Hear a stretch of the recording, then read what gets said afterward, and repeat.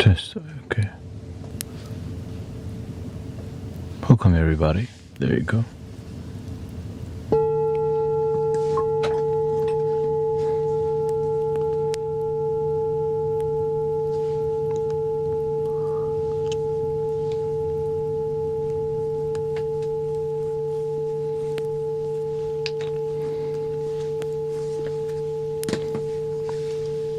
Welcoming you to another sound healing journey here.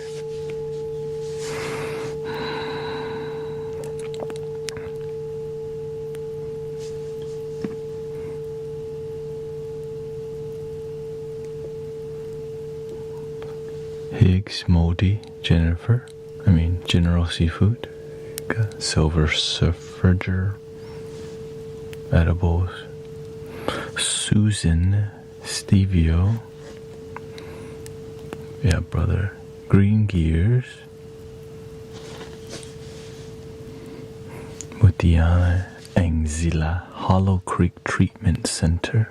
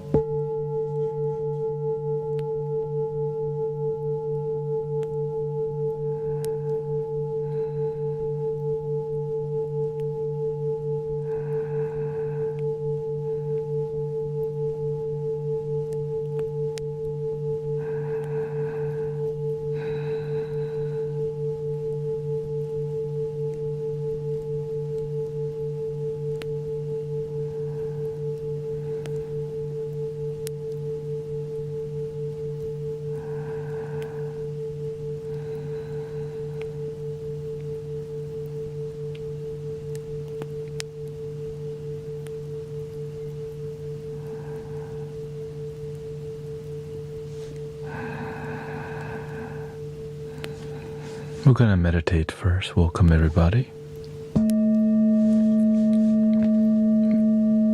Breathe first. Ground first. And engage,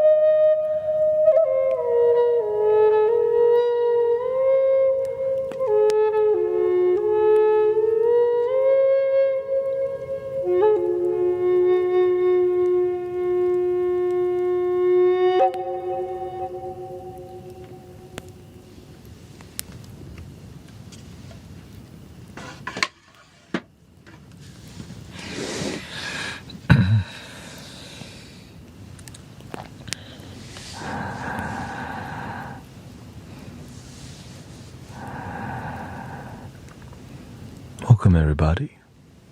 Welcome Michael, Higgs Vader, Mary, Lauren Van Heerden. Welcome Cece, welcome everybody.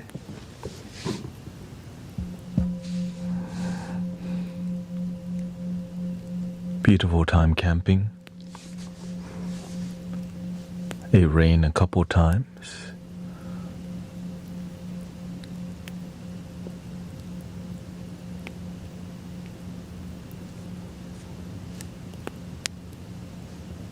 We had a good time walking up the river, but it didn't rain the whole time. It just drizzled.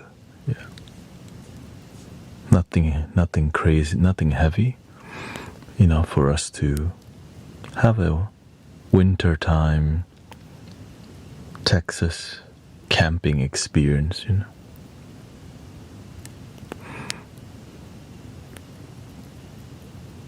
Everybody enjoyed the crickets and the nighttime ambience, and we heard a woodpecker right next to us pecking at a tree that was kind of rotting or whatever. Sound just like this.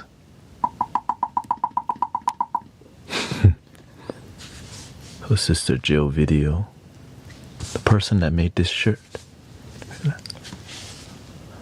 Like, man, that's true. I was thinking the woodpecker, that tree sounded so hollow. That tree cannot be an alive tree, so we started looking for like a tree that was dying. There it goes. So very engaged with the moment, right? It's an easier way to meditate. You just kind of observe. Of course, I live stream it. Some of y'all may have seen. Many of you.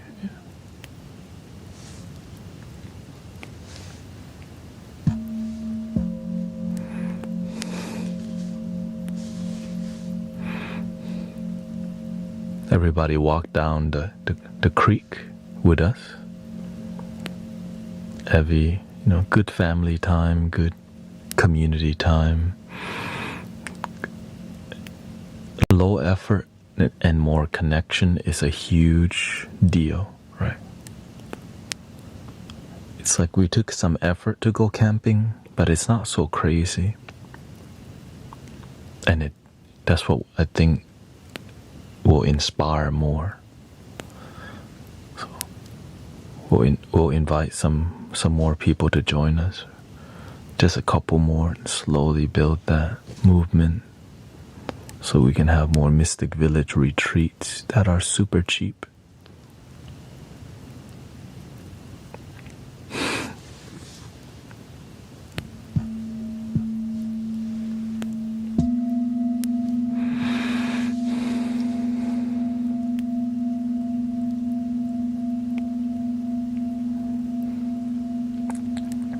Like here, free.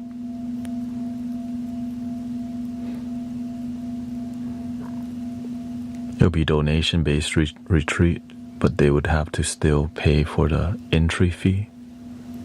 That's kind of the goal. But as it gets more serious, then it won't be more than like $20 ever, because we don't need that.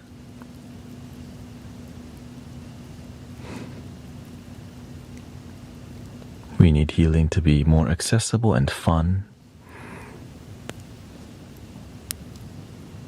And that's what we do here, right?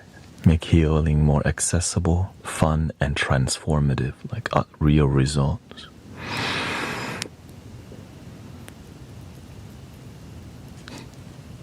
That's what we're cooking up. That's what we're cultivating right now.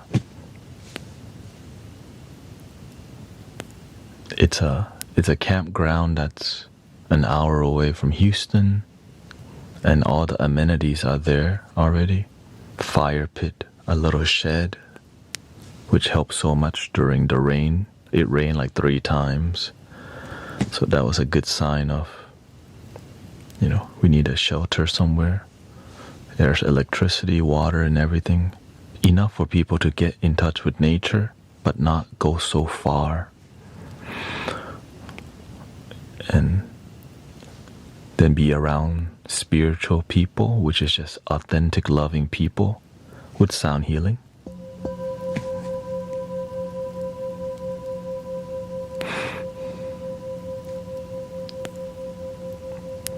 I mean, we would have propane for cooking. We would cook on a fire too, but when we go on spiritual retreats and stuff, we'll have a cooking team, right? A team of people that would cook. And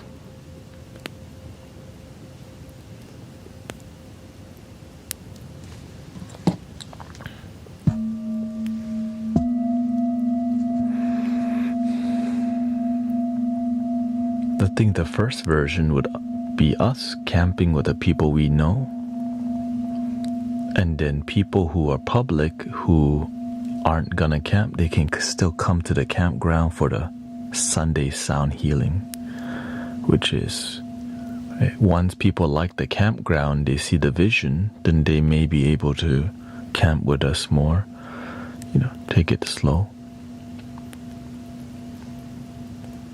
Eventually we'll have our own. The goal is to have a collective land, like basically be a like mystic village commune kind of vibe.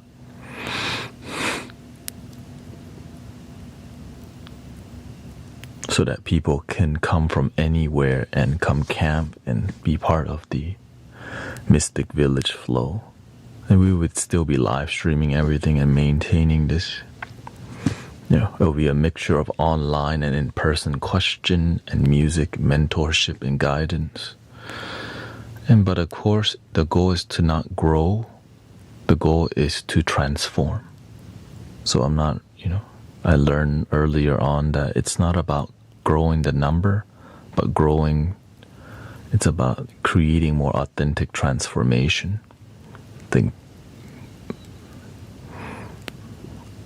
quality over quantity is, I think, the real deal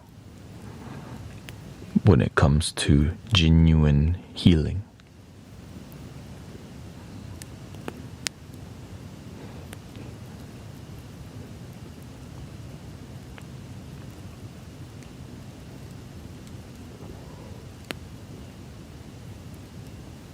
And it's a good retreat for the group too, because the group is we do a weekly sound bath for free every Sunday. That's an immense amount of dedication from somebody who's not the leader. You know what I mean? Me, it's like expected, right? But to have others who are part of Mystic Village who show up on a weekly basis to help me, and many of y'all are also here on a daily basis. So the goal is to make it possible for people to have a place to come to an actual mystic village in person. If you ever, that just makes it just align with everything that we're doing. And of course, what inspires people is we would still be mentoring quality sound healing over quantity. And the way we would facilitate teaching sound healing is everything would be free but slow pace and no certificates.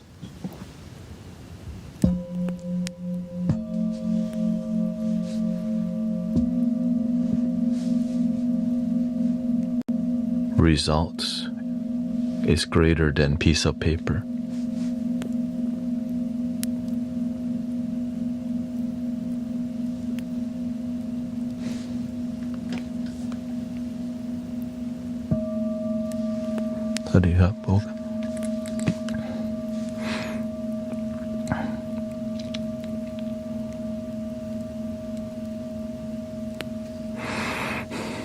And of course I love the nature too.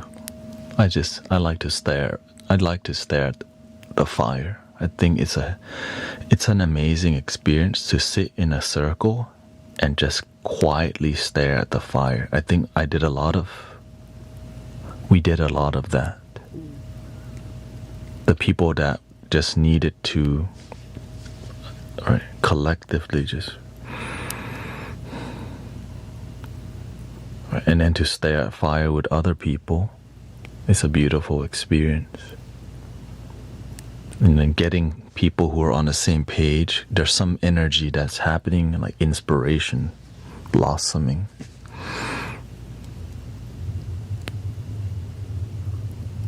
So if you have not like tried sitting around a campfire, sober, by the way, sober, put on some relaxing music or no music and just chill. You hear it. Because there's different parts of the fire that's mesmerizing, right? The sparkle, the main flame, the charcoal that's really glowing, putting new wood on. There's some ceremonial thing that's beautiful, right? The impermanence too, you see, fresh wood to charcoal.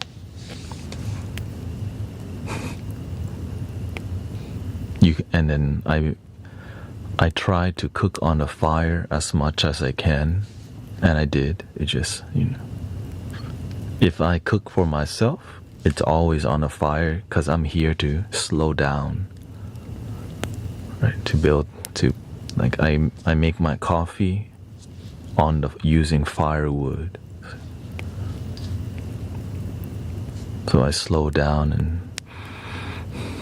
you connect the fire from the wood, right? From the earth. There's some energy that you feel from it, more grounded, more earthy. And then building a big fire. Right? Getting in a group and just knowing that, damn, that is lit, and we're just like feeling the heat together. And you can just like get back as you need to, but you could be close if you just wanted that masculine energy.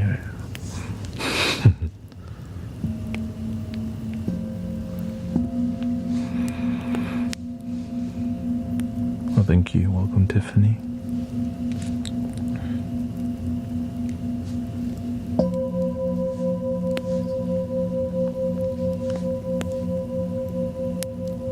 I think I would like to do more of that with the local Mystic Village community, and in the future I would probably be live streaming that experience with y'all too. This is just all slowly, would be like a Mystic Village retreat or Mystic Village gathering, maybe twice a year. But I would like to do more as Mystic Village has an actual village. We would become more of a commune, ashram vibe. On a daily basis, we would be doing something to stay devoted to centering people, helping people, healing people. Completely donation based is the goal.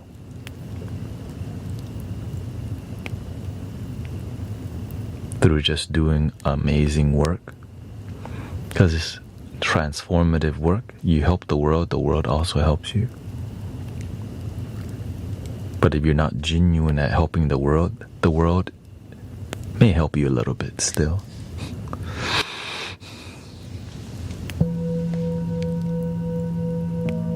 But we would be centered around sound healing Sangha, like a sound healing community.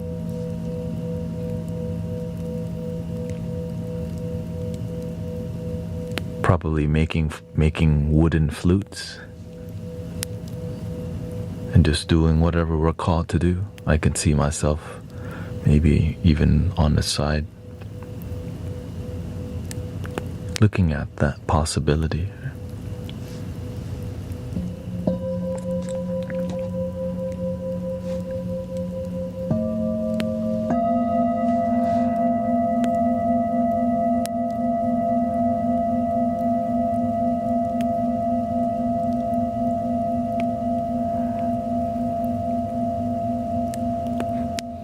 And how do y'all feel today? Welcoming. Thank you for being here.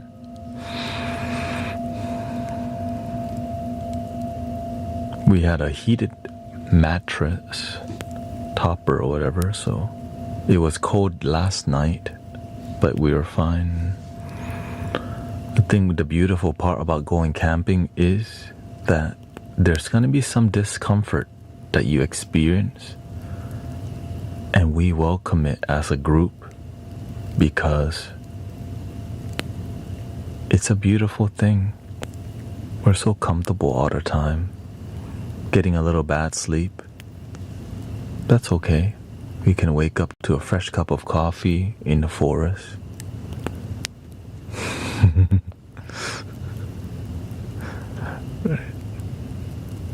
Going for a hike, you sweat, you feel good. You can always take a nap, chill around the fire. It's like a restoration time that has some discomfort.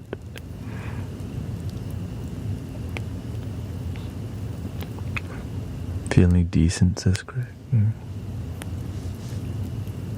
I'm feeling peaceful, of course. And then after that, we still had to do the local sound bath. So we drove from the campgrounds.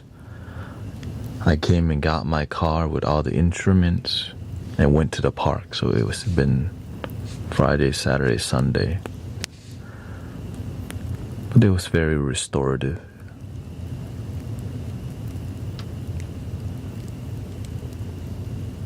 Michael said, I had a great weekend. It was bitter cold. Today was negative 13 degrees. You're up in Illinois, right? Yeah. Thank you, Kristen.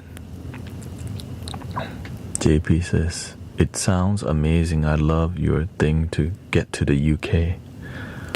I have a place near everywhere. It's just me. Maybe you're meant to create something. Welcome, Diane. Moving in 2 days, he says, in a day or two from the unfortunate hippie house to a nice apartment. Congratulations, brother. Hope that it's more harmonious there.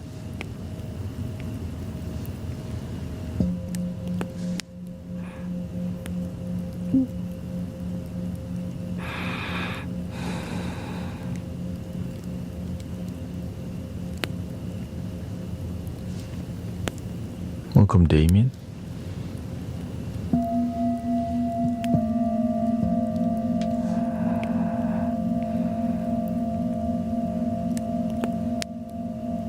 Jenny, welcome, sister. Negative 40 degrees where sister Jenny is. Is that Canada?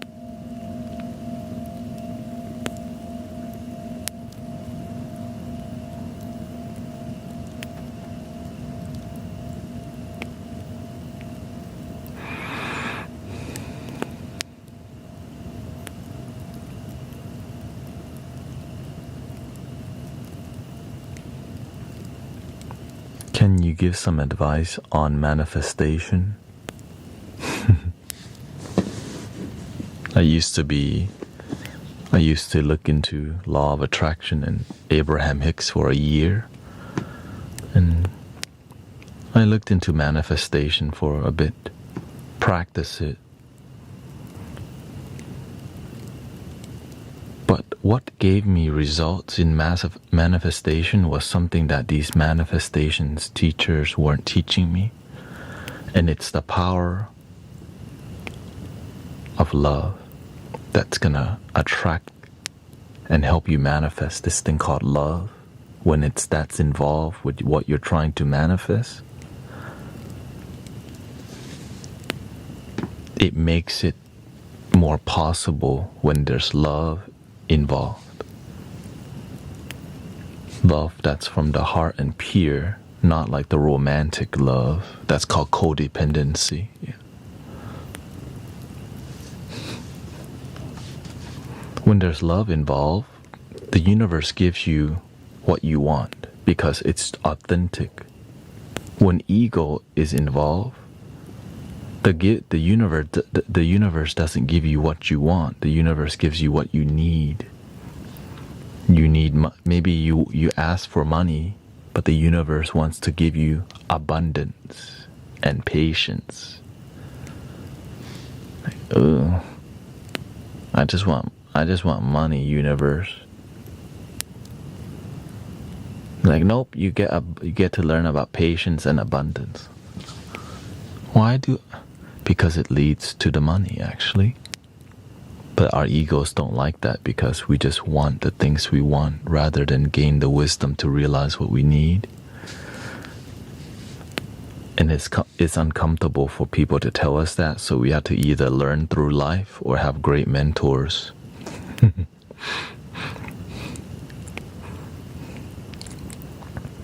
Which is not an easy lesson, right? Most of the most precious lessons in life is very difficult to. It's like we don't ask for it. It just happens to us because we need it.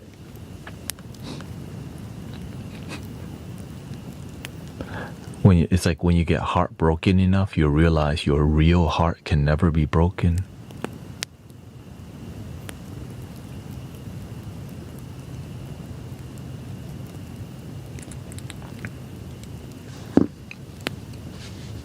She says, 2 days ago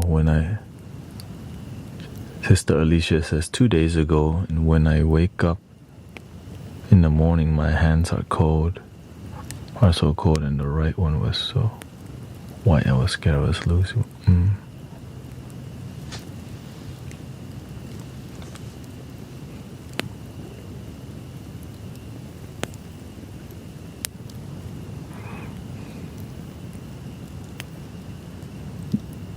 Sometimes all you have is your faith.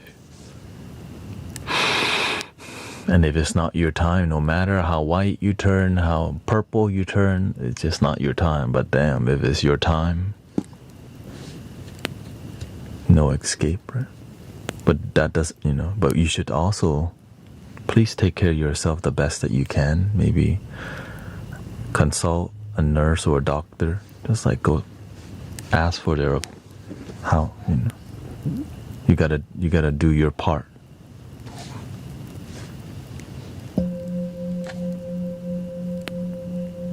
To take care of your body.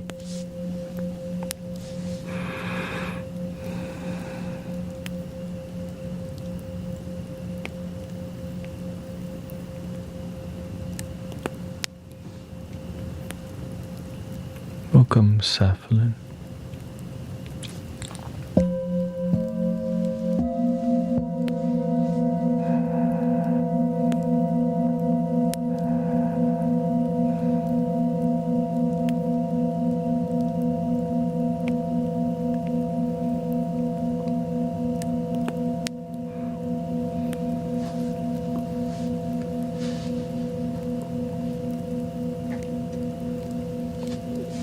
Mike says, hey, I just broke up with my girlfriend of over 1.5 years.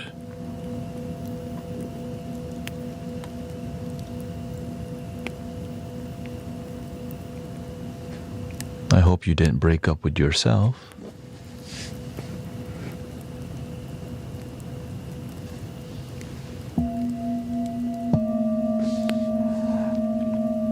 Never stop loving you.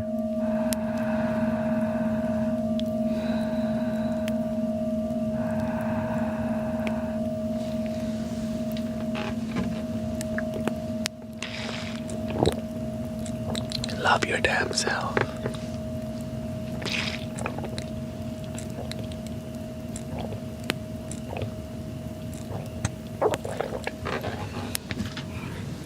It's okay. So many opportunity. When your energy is good, you're gonna attract the good. When your energy is disharmonious, you attract another heartbroken relationship. Naturally, right?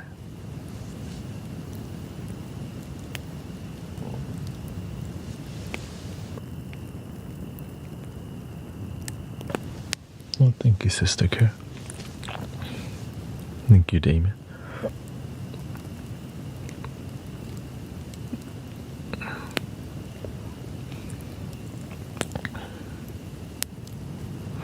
Yeah, when you just get into a recent breakup, if you want to, like, go through it in a smooth way, you need to be with yourself, with no distraction, no video game, just music in the background, and just sit there and just reflect. Write some things down. What did you learn? How do you feel right now from the breakup? What did you learn? That's the number one thing. Everything in life is here to teach us something. But before we can get there, we just have to, okay, I'm really sad, or... But the one thing we want to do is slow down and process without more distractions. And doing it, I know it may be hard for some people, but doing it in a sober way helps us to process with clarity.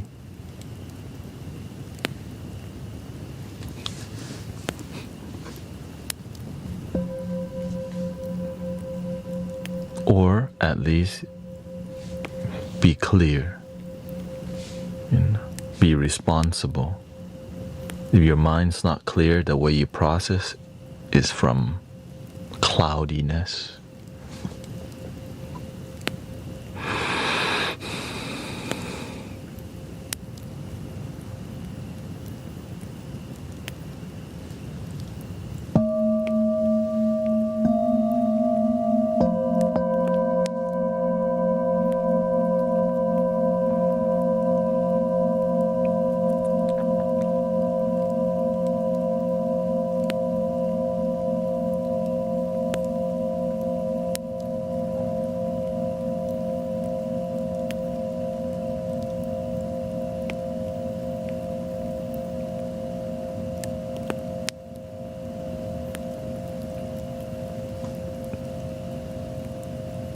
A lot of people do want to learn about how to have better relationships with people, but they don't know how to have a good relationship with themselves, so they keep picking somebody that's not a compliment to them. They try to pick someone just like them.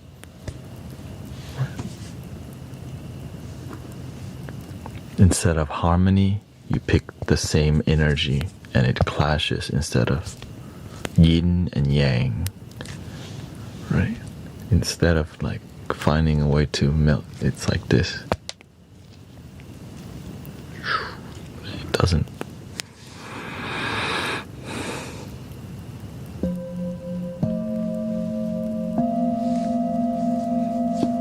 Trauma bonding doesn't really bond. It tries to, but then it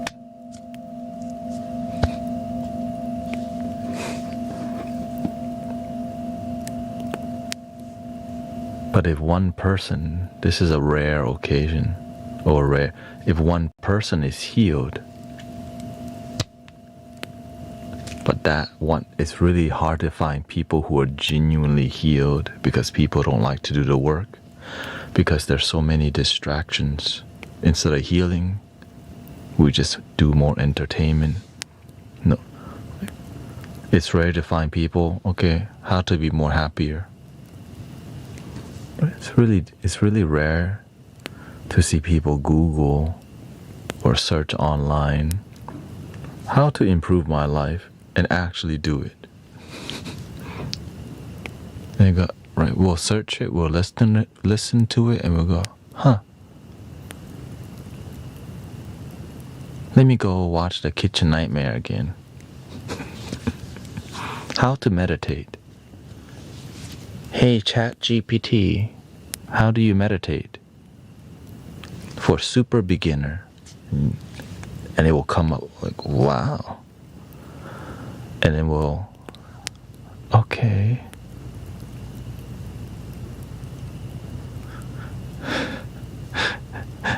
And then we don't do it. It's like we're informed about meditation. Sometimes we need to, but we don't. But if you are the one that take action,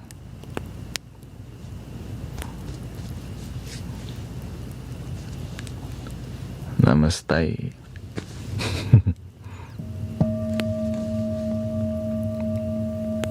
Welcome, Cheryl.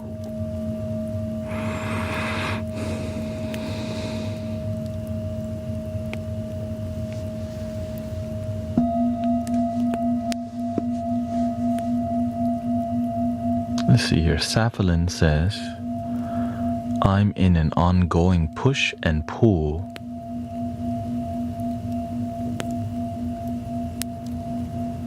I have a job and want to go back to school for a more rewarding and better paying, but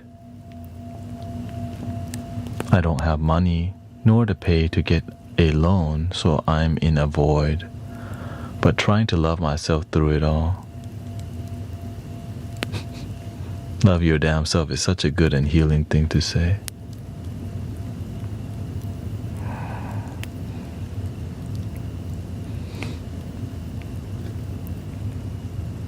I'm in a push or pull.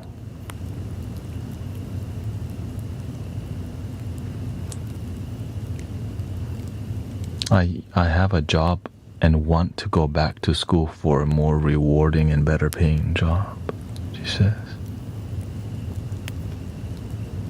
So the job you have is not well paying enough and not rewarding enough?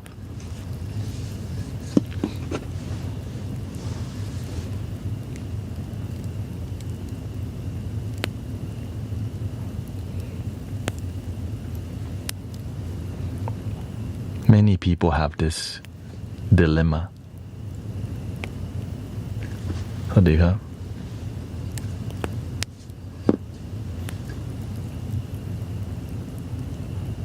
We think a new job and more money will make our life more fulfilled.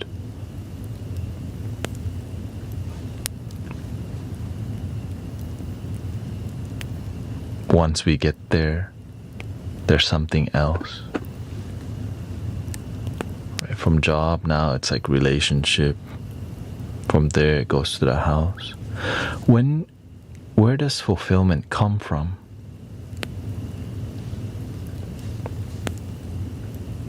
We're kind of all looking for it, but does anyone ever find it? Are we studying or asking people what is fulfillment? Like, what does all this lead to?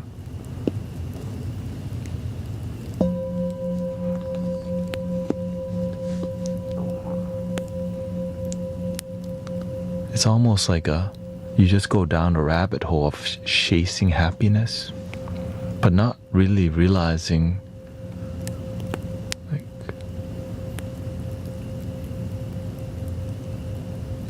where am I going?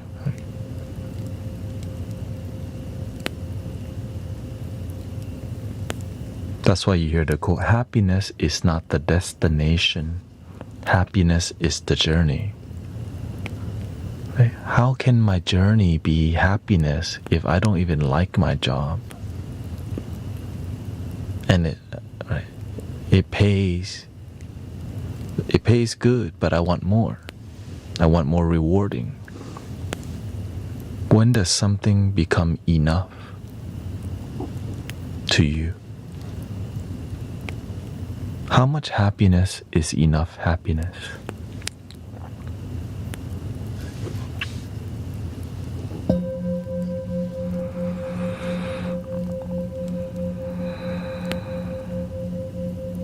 What more do you need to feel completely fulfilled?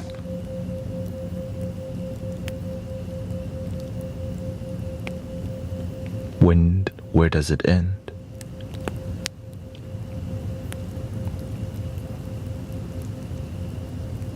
Could it begin here and end right here?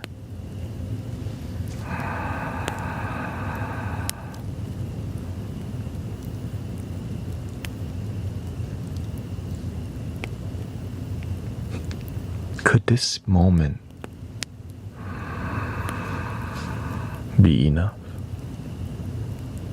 Crazy, right? How can this moment be enough? I don't have a Nissan GTR yet. I'm still single. I don't have the latest graphics card yet. I don't have a six-pack yet. I'm not making 6 figures yet. I'm not making 7 figures yet. I'm not making 9 figures yet. Like, I haven't owned the whole world yet. Oh shoot. I haven't owned the whole universe yet. I haven't owned everything yet. Oh shoot.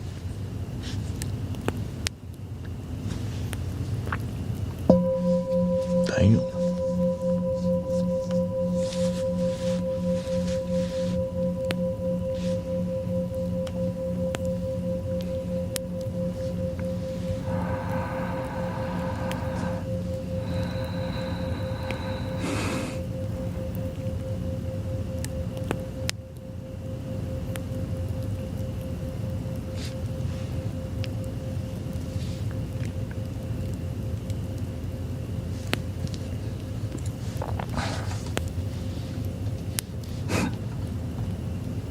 Welcome, Brother Arise.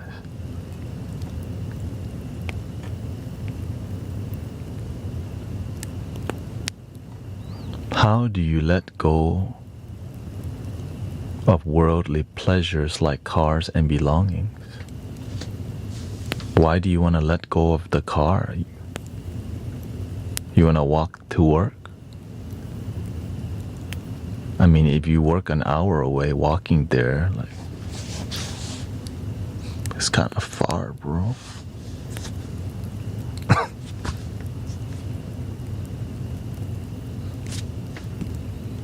Some people live close, but some people it's a 30-minute drive.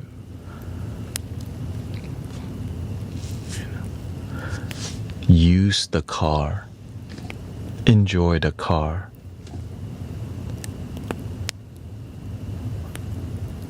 The material is not the issue, the attachment to it is the issue.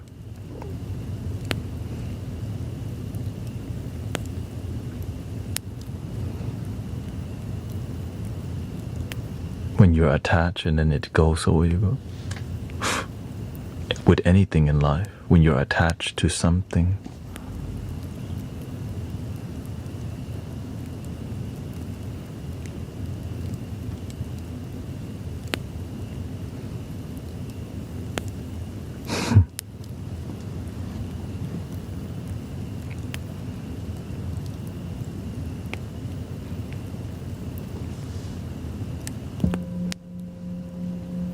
down to your own loved ones. When you're attached to your loved one, when it's their last day on earth, you get super sad for a long time because you're attached to this right here.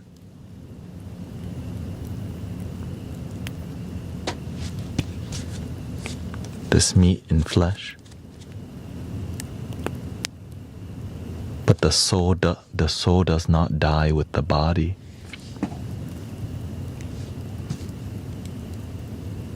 The cloud doesn't die, it transitions to the rain, to snow, to water vapor. The rain goes into the river.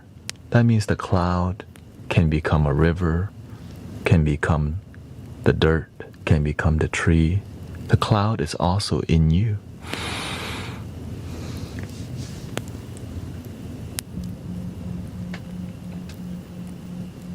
We transition.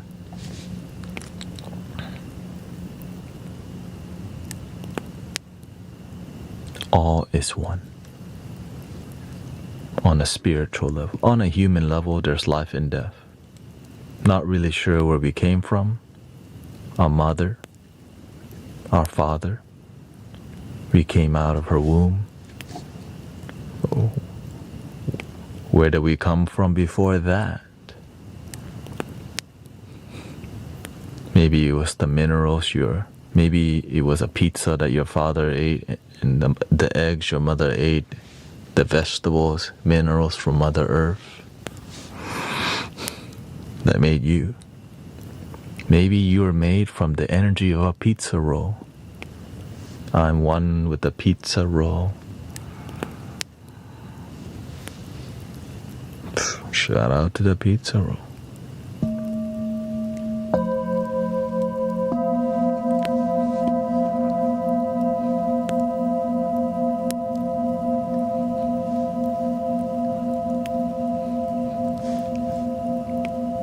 Thank you, Turd. Thank you.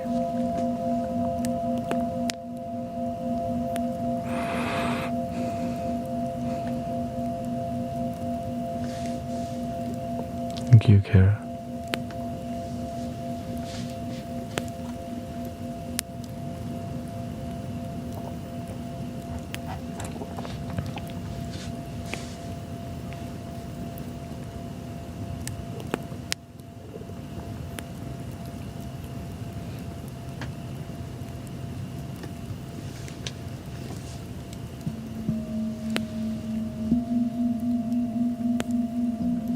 So to sister, somebody came in real sad today.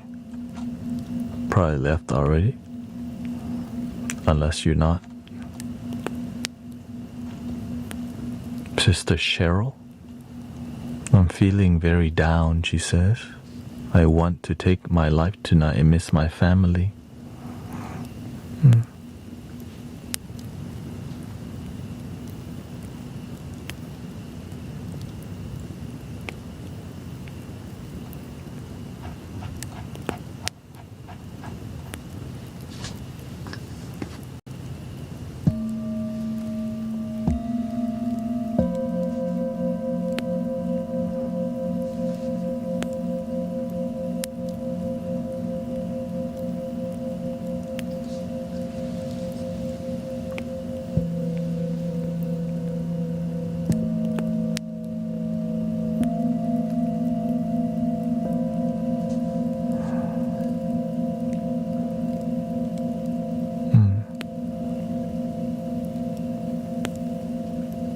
Hard times for many.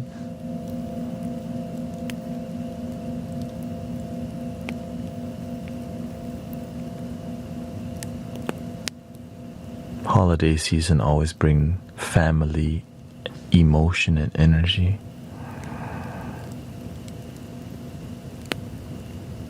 And sometimes all we have is ourselves during the winter time.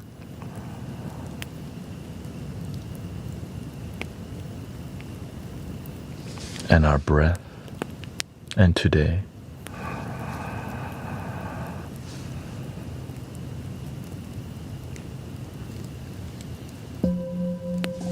Tomorrow's not promised.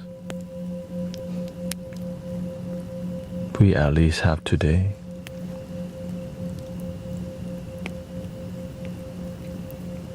Some people's golden days, they call the golden days in the past. No, your golden day is right now.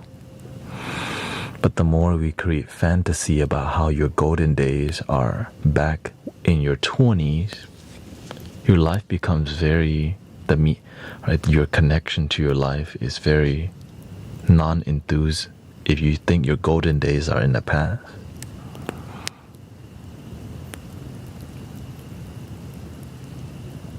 There's so much to live for.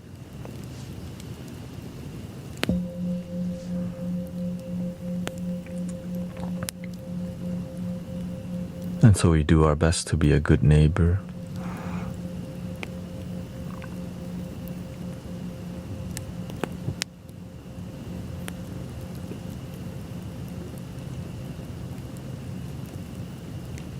She says, let's see here, come Alicia.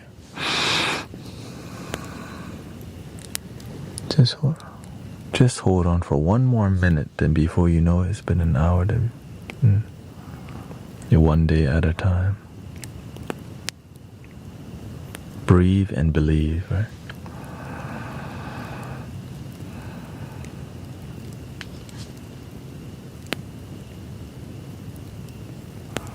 My heart is so broken by the tragedies of this weekend, and I'm sad about a struggling family member.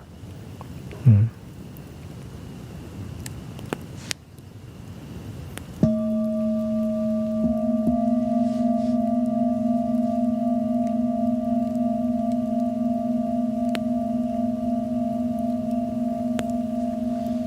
Breathing in, I'm aware that I'm breathing in.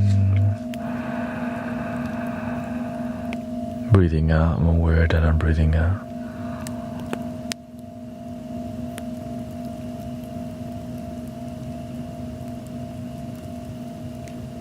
Hey, let's play some. I'll play a flute to help ease the fire of sadness for brothers and sisters having more difficult time.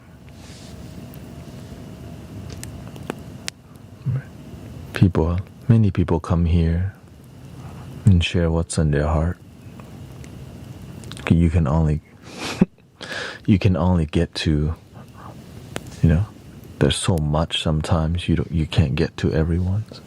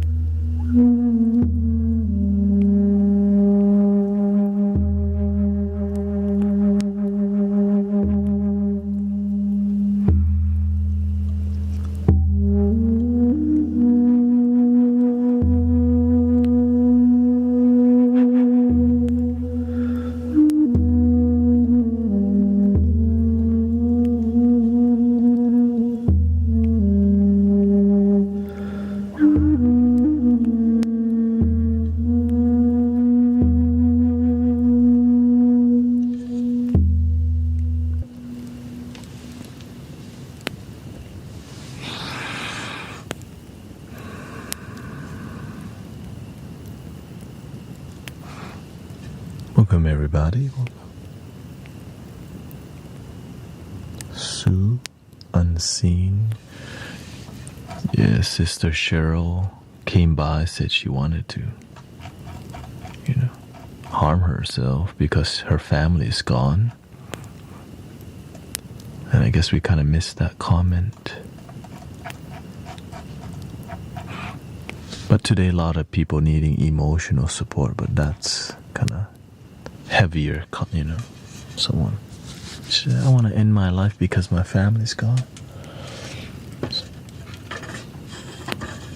So we play the flute for love and healing because winter blues, winter time, a lot more emotion, lots of more. Family can be missing, and family can be also toxic. And so we do our part to be a good family to each other here.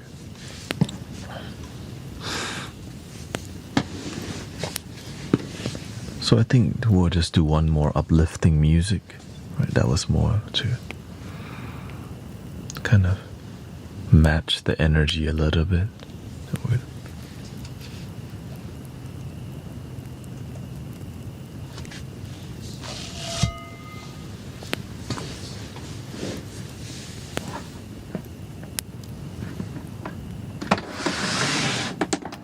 So we're going to do a little bit more uplifting heart chakra vibe here.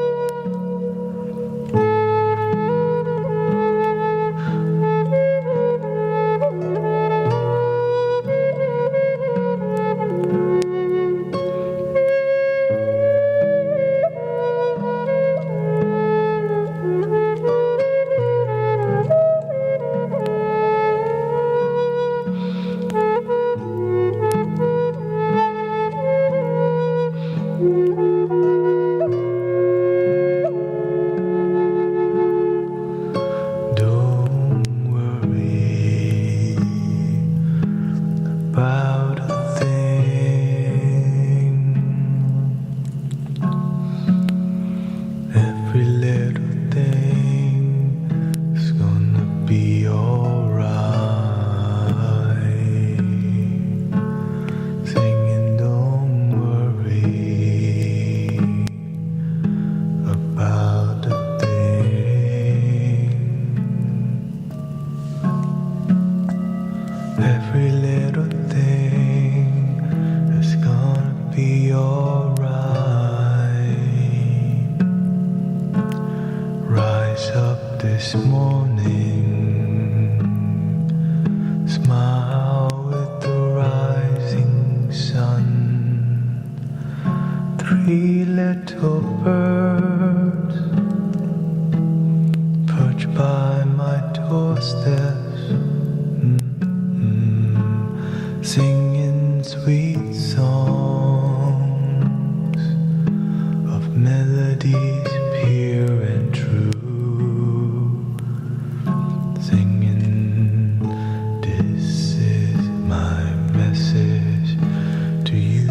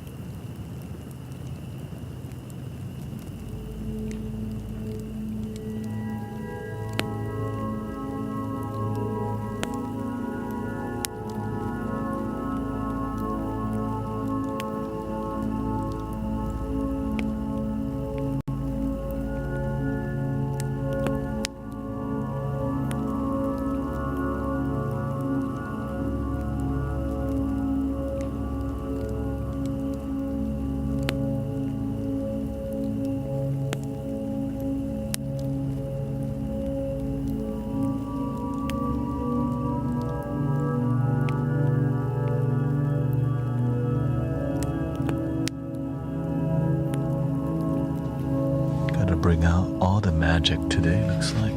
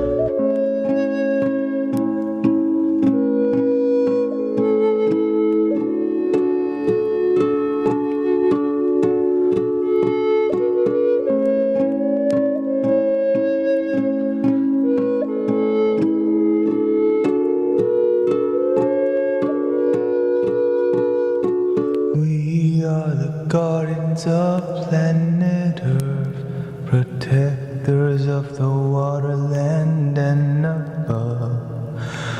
We are the angels of planet Earth. Be the change, meditate, and spreading love.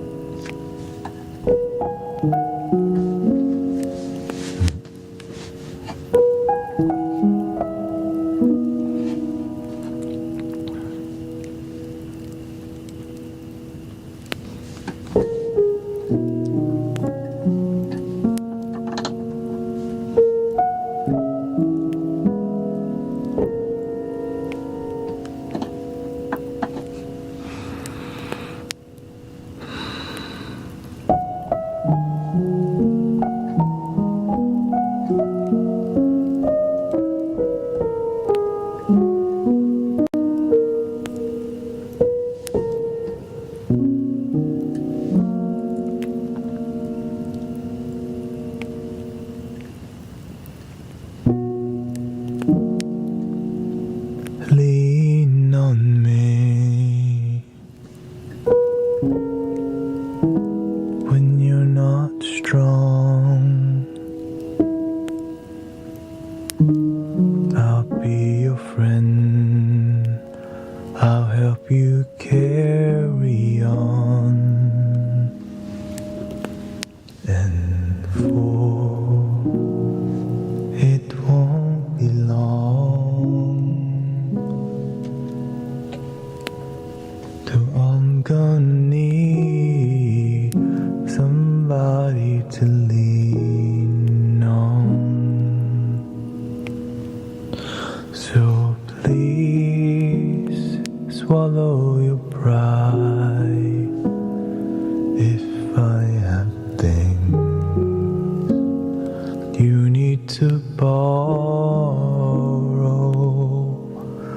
and for no one can fill those of your needs that you won't let go. So just call on me, brother, when you need a hand. We all need somebody to lean on. So just call on me, sister, when you need a hand. We all need somebody to lean on. Lean on me when you're not strong, and I'll be your friend. I'll help you carry on, and for it won't be long till I'm gonna need somebody to lean on.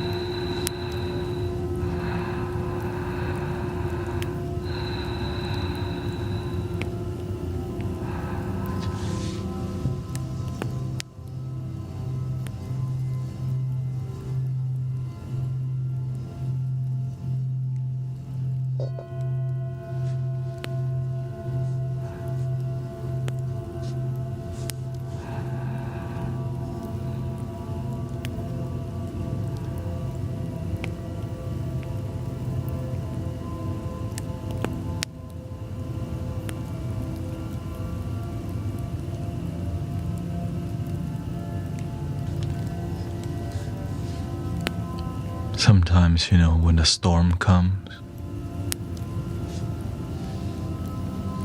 you just ground yourself and trust.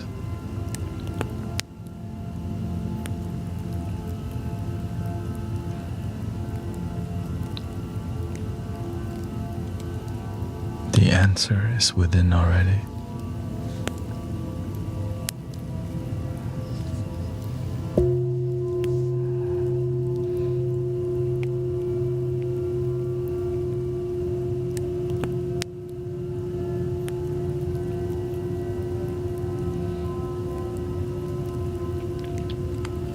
Many people come looking for an answer, but the people who need the answer most don't listen.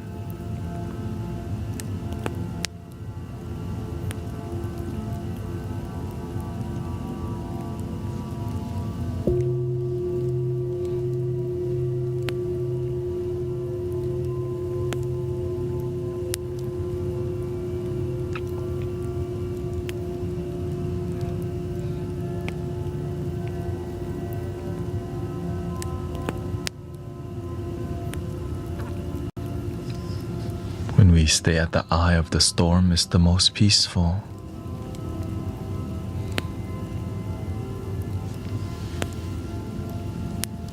But it's hard to believe. We don't prepare for when we're at the eye of the storm.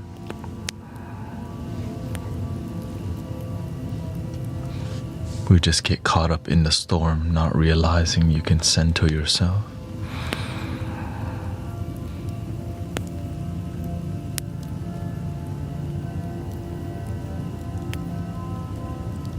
Imagine the chaotic energy is. If you get involved when the tornado is spinning, you get caught up in the tornado too. And sometimes the tornado, the chaos, is in our own mind, and we forget this, right?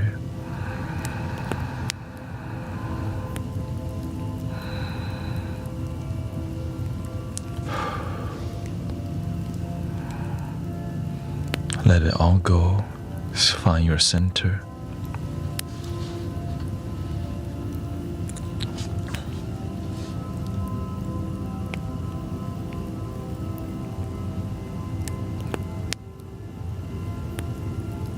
Many people, they want to vent to us.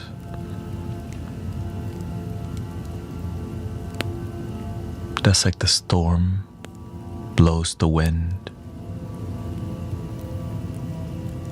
But the energy of the storm continue. But if they just stay at the eye of the storm, they can calm down the whole storm.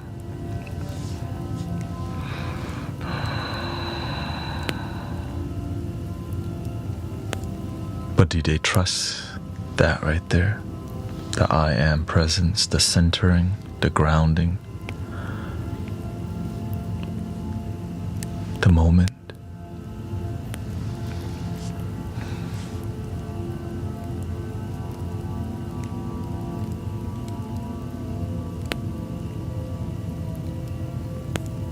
Many people's faith is getting tested right now.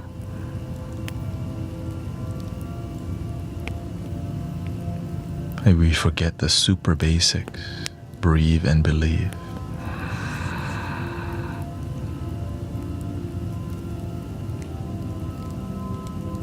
Do the best that you can. Breathe and believe.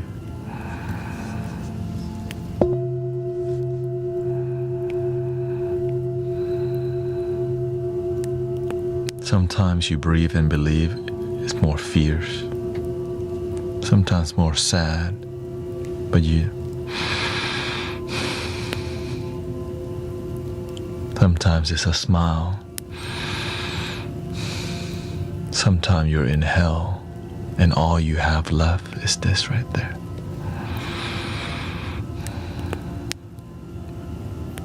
And you have to earn that relationship yourself.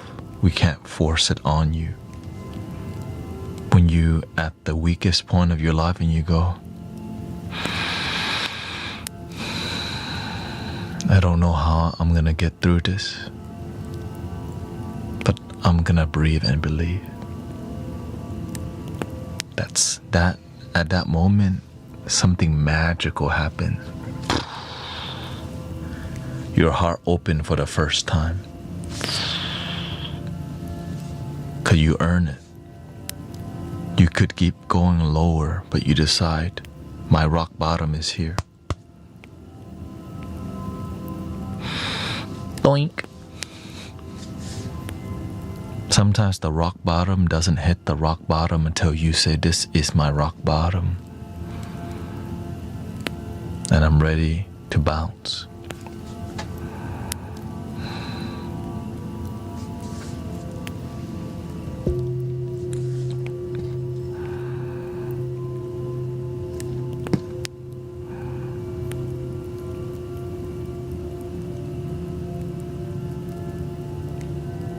Realistically, some people hit the rock bottom like an anchor and just...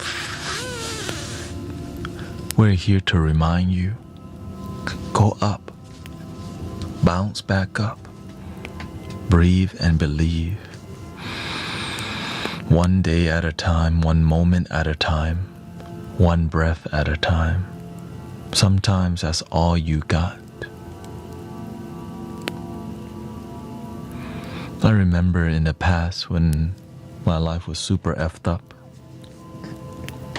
Around this time, I was in a trap house. The weather was super cold and I always came home super effed up on tabs and mollies. Just the worst time of my life was around this time. Just find substance and get lost in the noise. It was like a haze. You would just be glad you made it home today. Sometimes it's like that.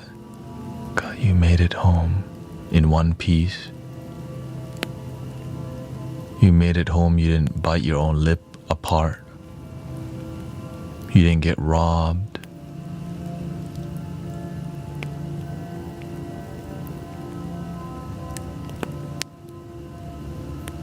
Sometimes it's like that. But with community, we help each other not get dragged at the bottom, not needing to hit the rock bottom. But some of us need that because your faith needs to start somewhere.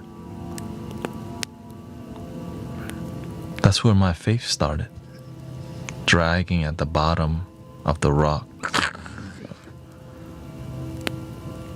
Some days you can't breathe,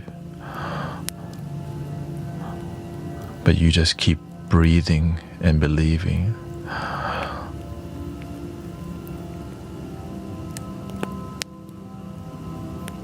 You're just glad. And some days you F your body up so hard, your heart hurts for a whole week. I remember my heart was hurting for like a whole week because I just redline my body, just full throttle.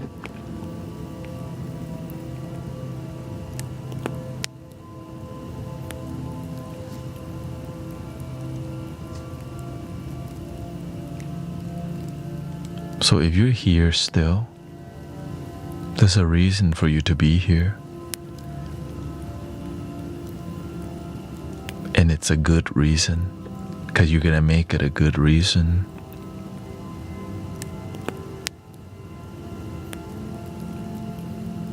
We can always find the light in the darkness.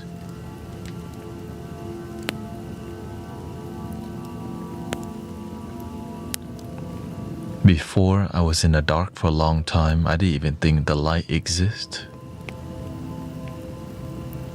Imagine you feel you dig yourself into a hole and you can't get out. But out of nowhere you have a little faith. You just don't know how to give up.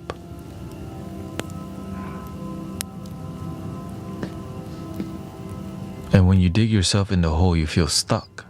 But when you don't give up, a tiny little string comes down and go. And you see it like, hey, yo, what the? You don't have the strength to climb that string, but you know at least there's a way out, but damn, it's hard work. I can't climb out yet, but I need to build my courage. I need to build the strength to climb up, because I got one chance.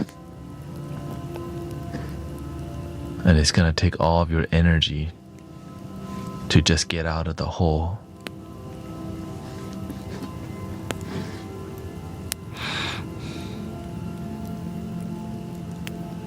Because there's a reason. If you can get out of the hole, you get to help others get out of the hole too.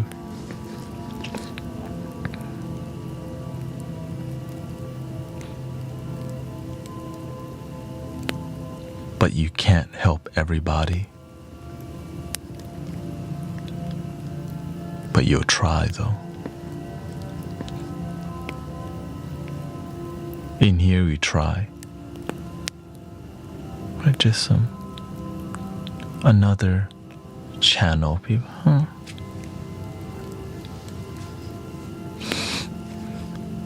What is this about?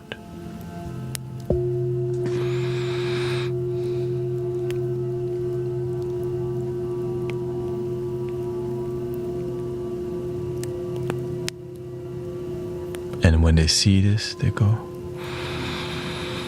they don't even know what they just did. They hear it and they just do it without them realizing it.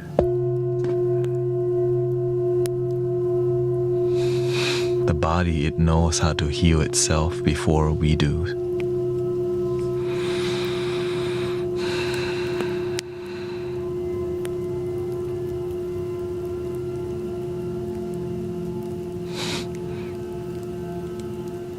And that's why sometimes one of the best things is just sitting there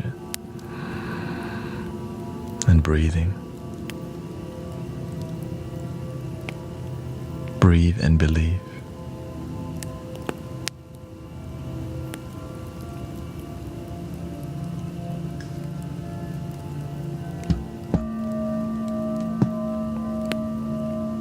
Can we have some fun while we're coming out of the hole?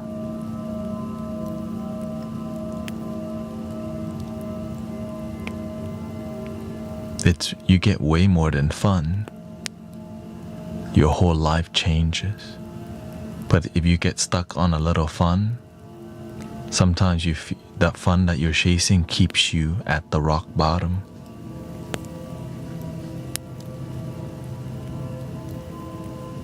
But you call it fun.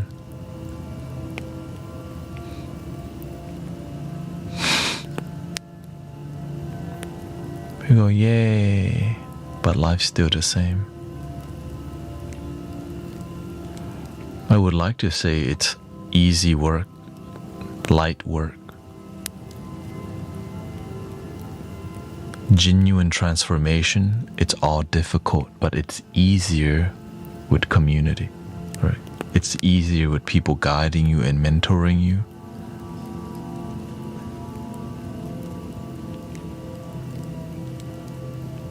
You know, when a massage therapist, they just go,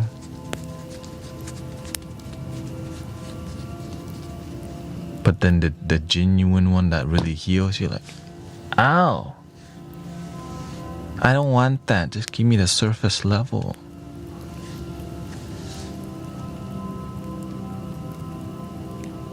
And so when we begin, we start a little bit, but the real work, it's painful. Because if that muscle is dying, if you don't get blood circulation, it keeps shortening. And now that it's really hard to recover, you have to break the fibers of a really dead muscle to get the blood flowing. And sometimes that's not enough.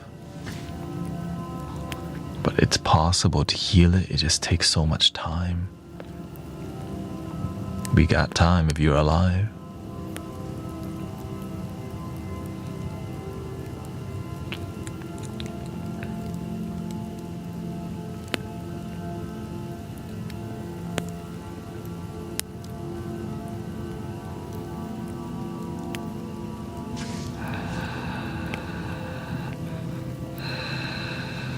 This thing can change your life. I emphasize it often, but many people aren't convinced. So it's a daily thing, like no matter what's going on in your life, they dump you,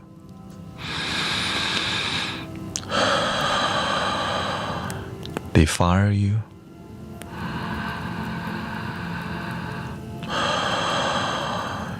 you're about to give your first big performance on stage.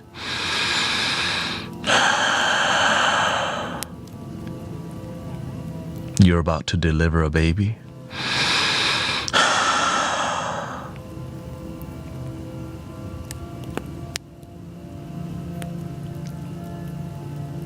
And the more we trust this,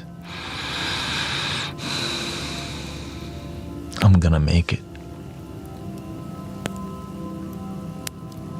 I will make it. I can make it. We can make it. One breath at a time.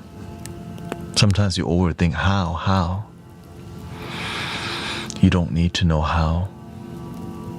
Eventually you'll know how, but sometimes you don't have a good state of mind to figure it out. But this leads to mental clarity.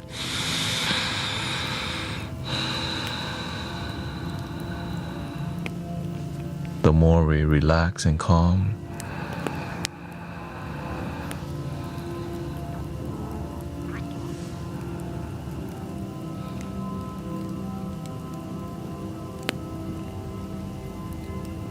more words, sometimes it doesn't work. People just go, I resonate with that, thank you. But I'm listening, but they're not listening. They say, oh, thank you, I resonate with that, but they're not listening. But if you tell them that,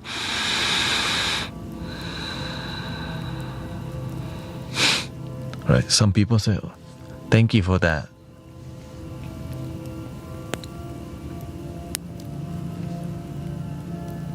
But they're not listening.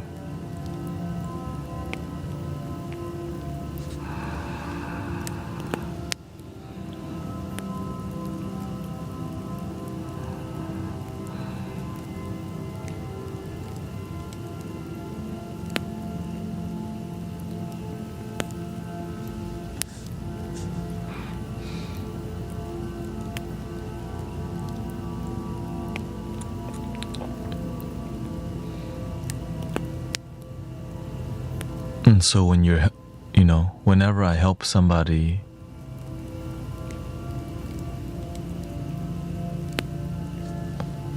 we pace a lot. Takes time to get to. When we show people we're not in a rush, happiness is not the destination. Happiness is the journey, the process. So while people think they're trying to get, hello, welcome, good guy activism, right? Many people are trying to get to happiness. Secretly, we're like, shh. Hey, how you doing? Let's take a deep breath. And you just take the time, and your demeanor is teaching them already how to find their center without telling them, I'm helping you find your center by just breathing with you and taking the time to connect. It's like non-verbal healing. Your demeanor, your eye, your energy. Your groundedness speaks so loud.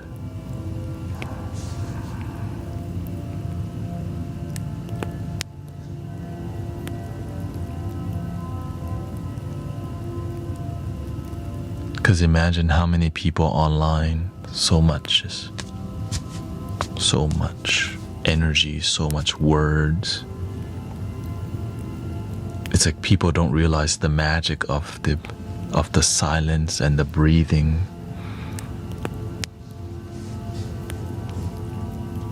But if you convince them a little bit, So many ways to advance, right?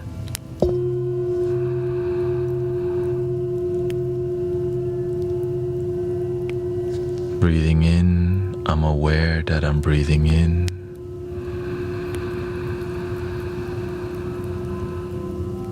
Breathing out, I'm aware that I'm breathing out.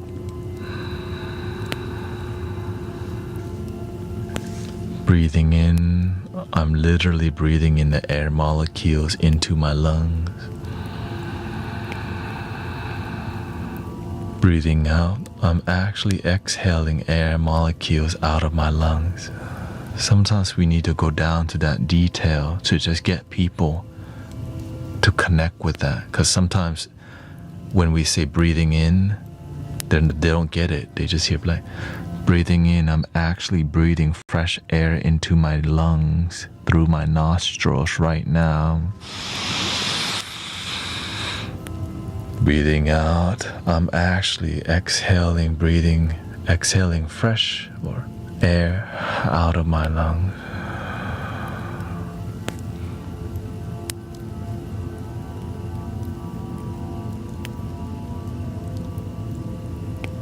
When there's chaos and darkness and sadness and panic, stay calm, right? That's the number one thing. When you see somebody in shock,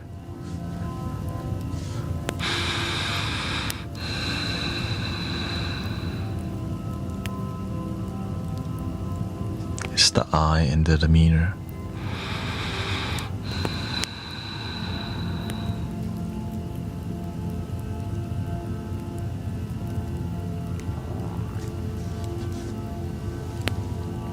But we have to make sure we're good before we cater to others. The mask comes on us first before helping anybody else.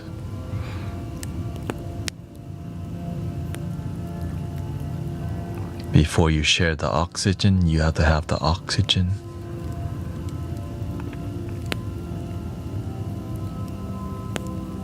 When we have good lung capacity, we're ready to serve.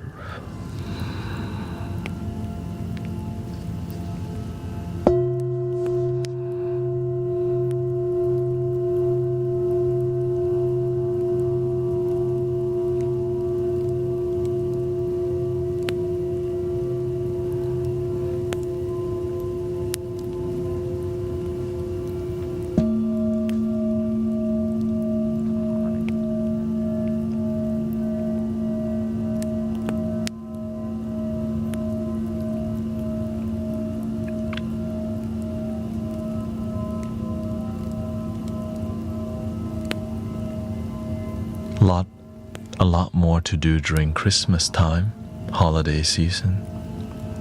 And sometimes what we're not doing is slowing down and taking care of ourselves. That's why you have people forgetting to wear their sweater, their scarf, their hat, not sleeping enough, more to do, and we sacrifice our health.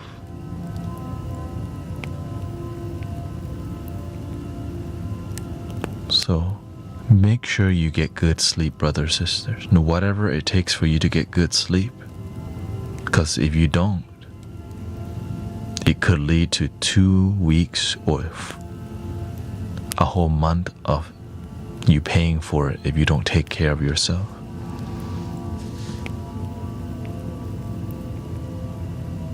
Sometimes it will happen.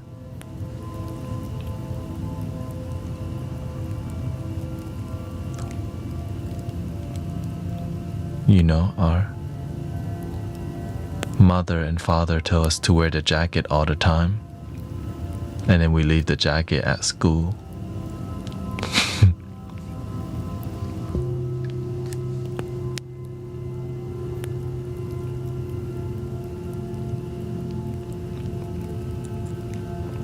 This thing right here, this is your protection. Helps you to be more calm.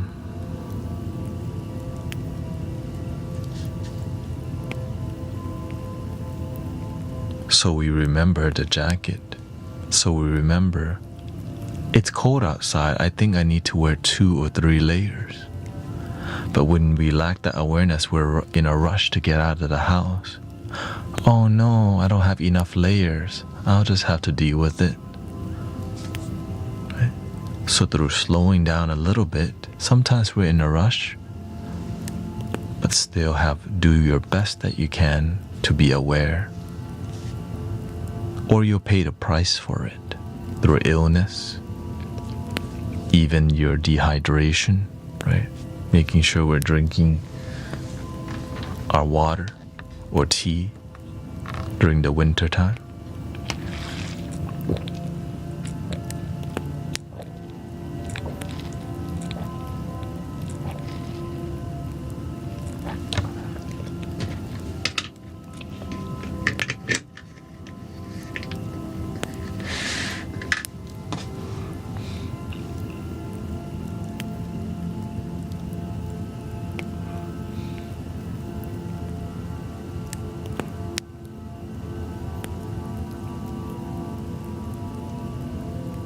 I personally, when I start coughing, my body's talking to me. If I start sneezing, I'm like, okay, something's off about me that I'm sneezing.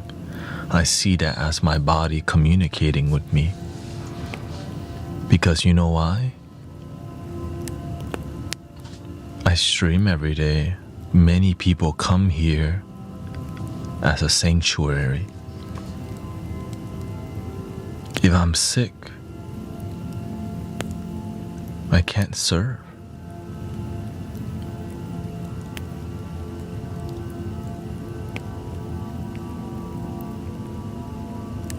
It's hard to take care of your children if you're sick. Take care of your family if you're sick. Do the best that you can, brothers, sisters.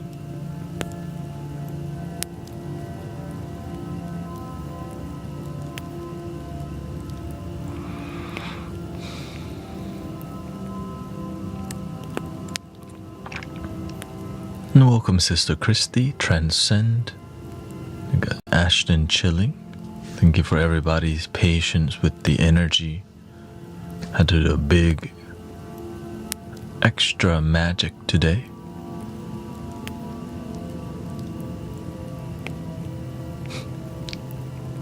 Almost had to bring out the throat chanting at one point, but didn't need to.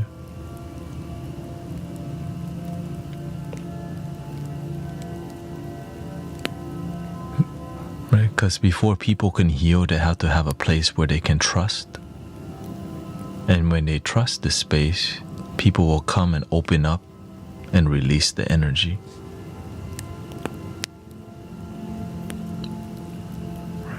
And collectively, we transmute the energy.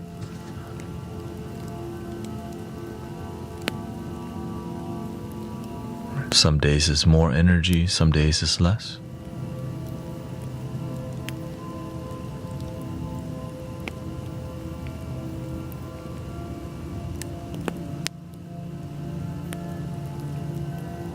Which is why today was a lot more silent. Because that's what was needed.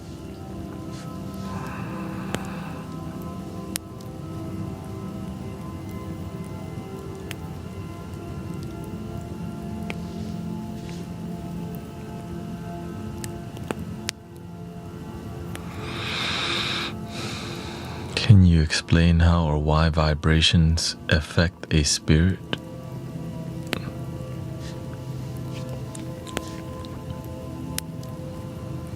Everything is vibration. Vibrations affect everything. Thank you, Michael.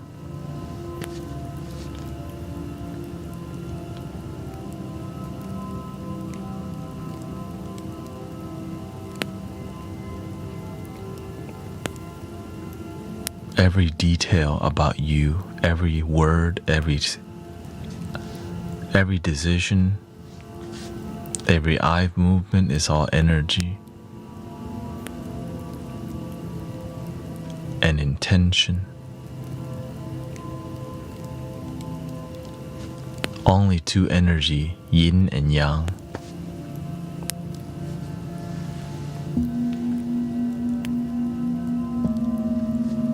There's all different variations of yin, yang.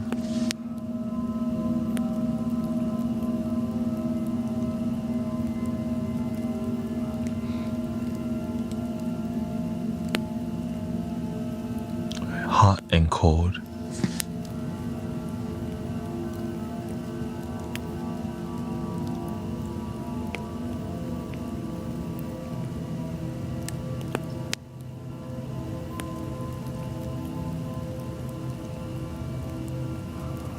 When you see that yin and yang and everything, you see how things, there's a flow in the universe. And how to be a balance to it. That's why they say you don't want to add fuel to the fire. Right? Sometimes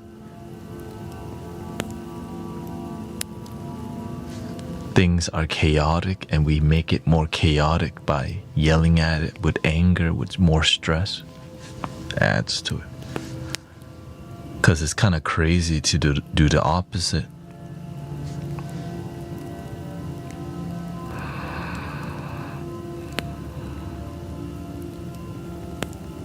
Unless you gain wisdom.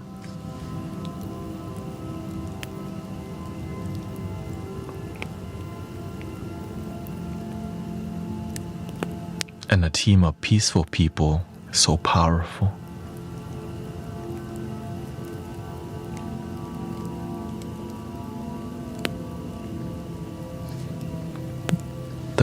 The Sangha, right?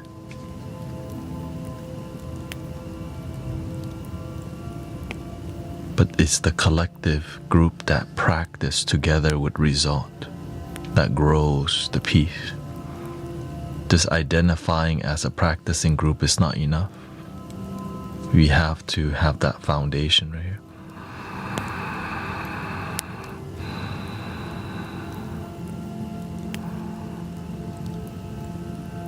And then fiercely serve.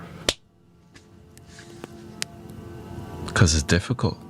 Light workers don't work in heaven, they work in hell, where it's difficult to help people.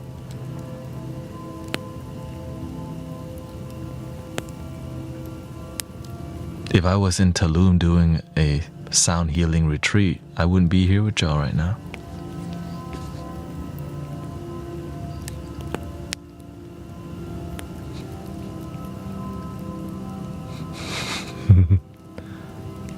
Tulum, wait, Mystic Village or Tulum? Costa Rica or here? Man.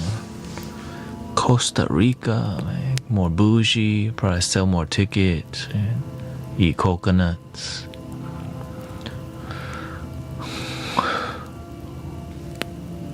Sound healing online donation base.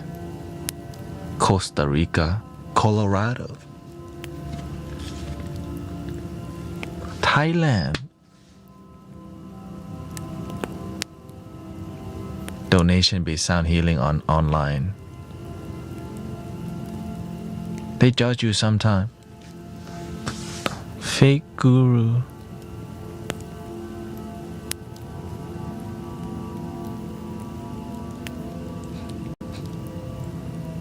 There's a lot more growth over here, more challenge.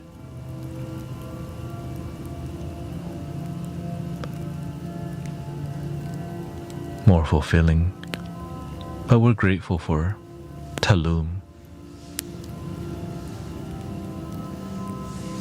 Costa Rica.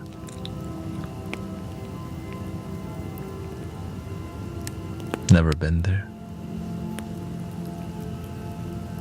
My people's here.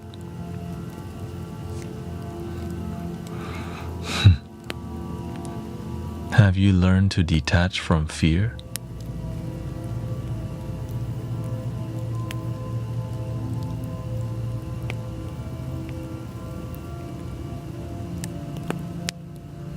You can, in the moment, there's nothing to hold on to. Look.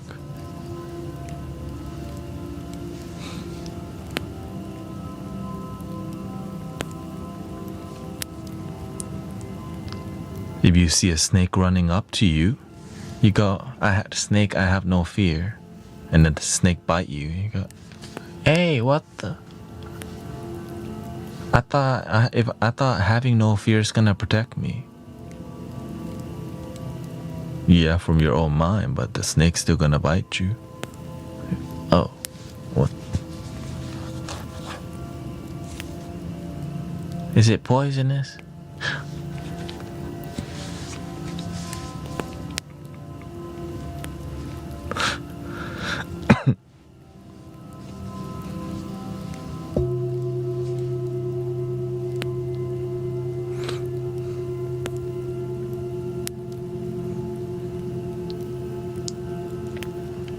Fear is so useful. That's why it's used for good and used for bad. People use fear to manipulate and control, but fear can protect us.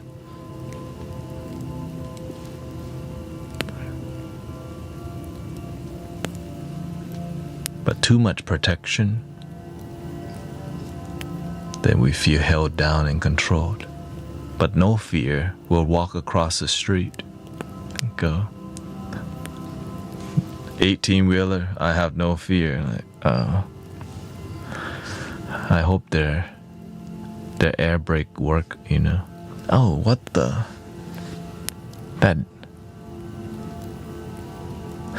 The dude with a singing bowl in the middle of the street heading a boat, what the?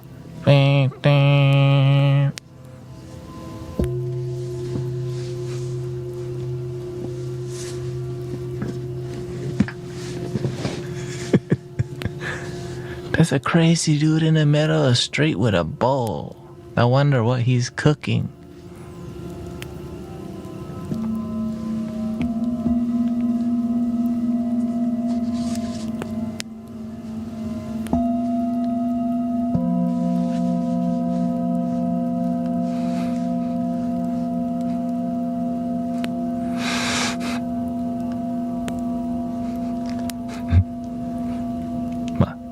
Must be.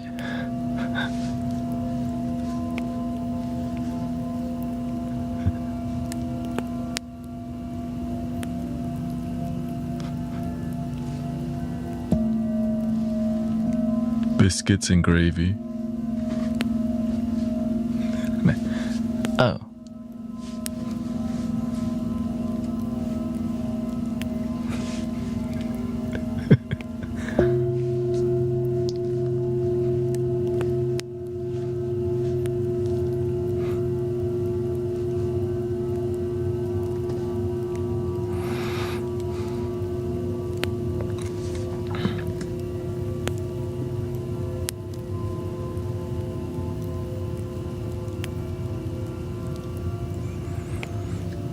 Yeah, lately in here we're mostly good. It's the people who haven't been coming here for a long time. Because when you're not around people who are building something, when you're around people with purpose, it helps you have a deeper meaning to life. When you hang around people with no purpose, overly entertained, it makes you depressed sometimes because there's no meaning to your life other than just watch stuff. Which is why it makes people explore substances, because eventually, like TV and media, that's boring. What's more to life than just watching stuff and listening to stuff? You want to experience more, but you don't know what to do. And usually people like that think, I don't have enough money to do anything. Because that's how I used to think. I don't have money, so I can't do anything.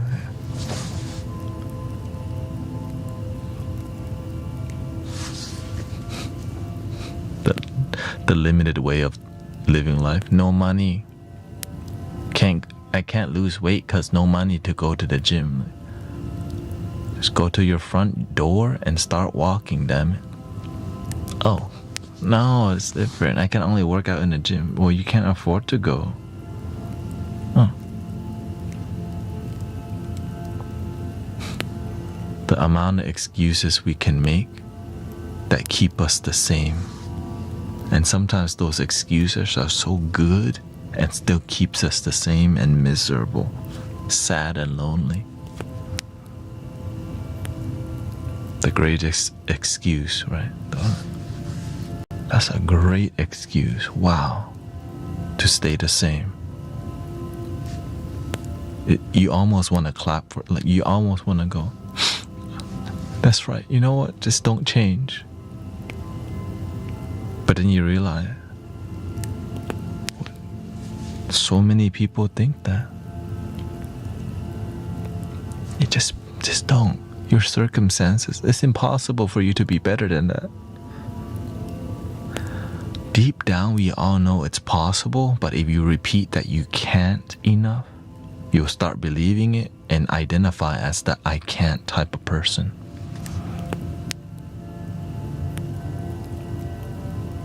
And I make sure to stay far away from the I can't attitude because it rubs off onto you. Can you heal? No, I can't because the doctor said, oh, I can't because I don't have time.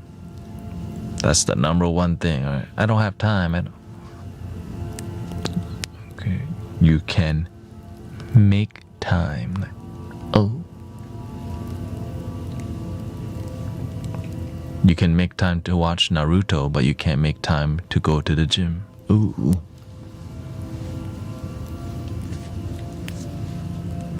And then when you start talking like that, they get their feelings hurt. And then you don't know my life. You don't know me.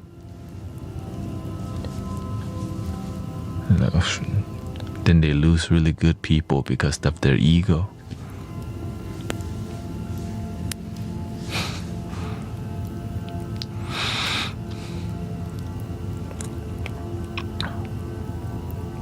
They lose really good people because of their damn ego. Who wants to help them? And so when you push a bunch of good people away, you know what's left? The worst people. But from time to time, the good people will always cross paths. Because there's good people everywhere. Ignorant people just keep pushing away.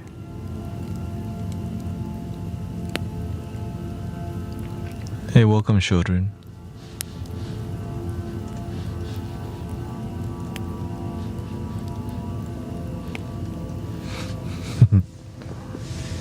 They come in pairs.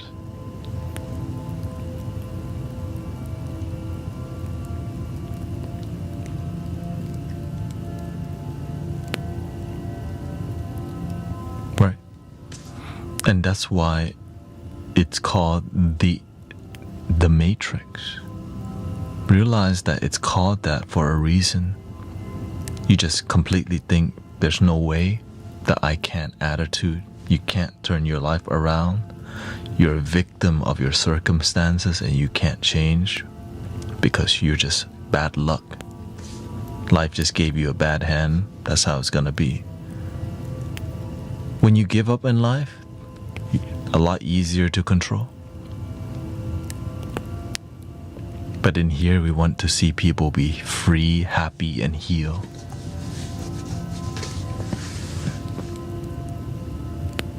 But it's dangerous. Why? You learn to think for yourself.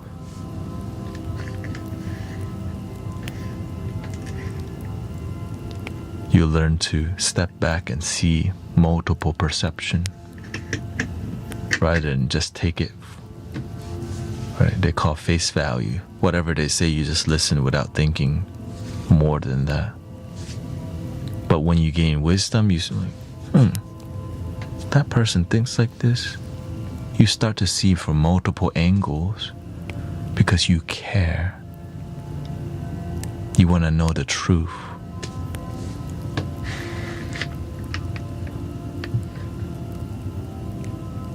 Because you're a free thinker. You own your mind. This thing right now is the number one thing that prized possession that they try to control. But if you live here, you start to see it. Oh, yo, don't try. Don't try me.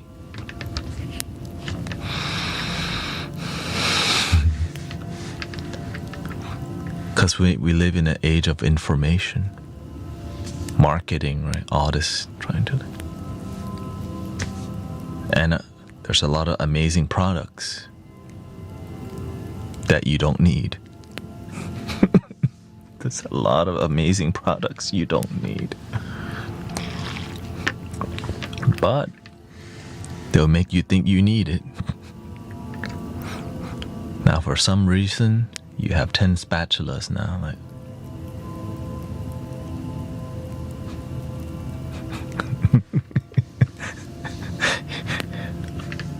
you got an ice cream maker that you...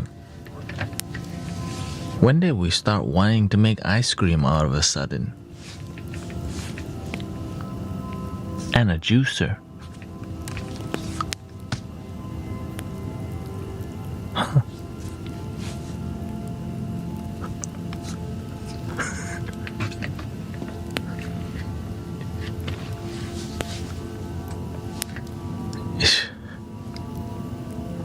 Oh, it also makes soft serve. When did I want that? Shoot, now.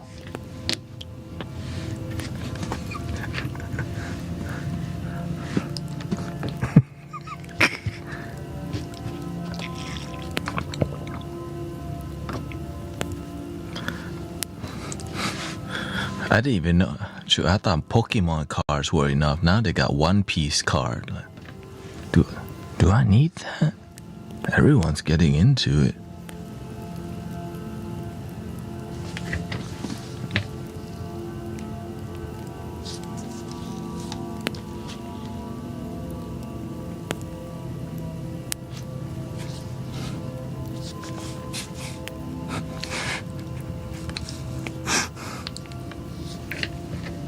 Because when you start knowing who you are, you invest things that build your life rather than waste money in things that you've been tricked to buy that's not an investment in your life.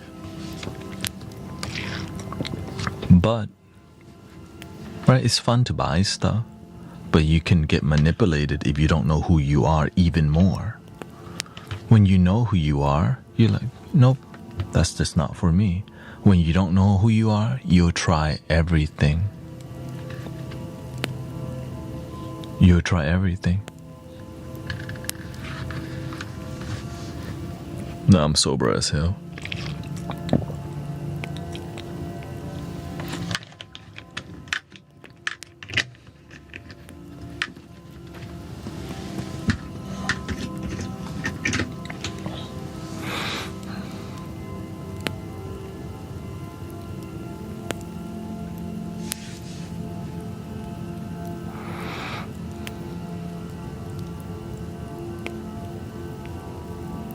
That's why when you find your purpose, you're like, oh no, we can't market to this person as much anymore because there are a lot, when you're more mature, that's why they focus on us as a certain group.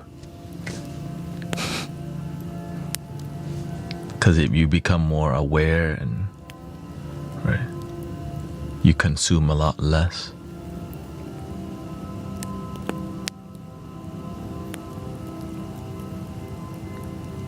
Like when I became more aware of myself, I didn't hang around in Walmart as much. I went in there, I have a plan in my mind. Okay, we're gonna get this stuff and then we leave. Because I know the consequence of having no plan or vision of the things I want. I'll be in the dang store for 3 hours. But when you know what you want, it's 15, 20, 30 minutes. Right? Maybe even less sometimes, because you're in there, you get what you want, you leave. Because the cost of staying in a store too much is that everything is designed to get you to look at it.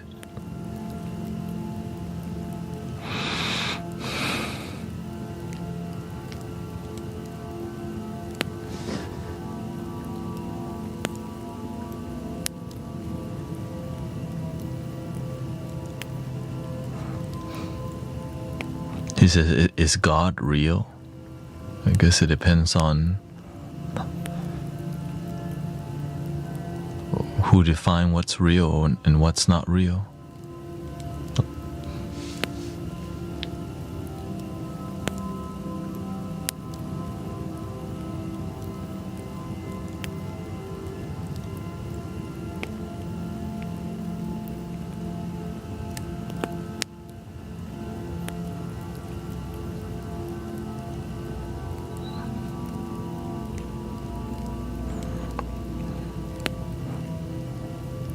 If you're asking me, is God real? To me, I believe God is real, but it depends on what you mean by God.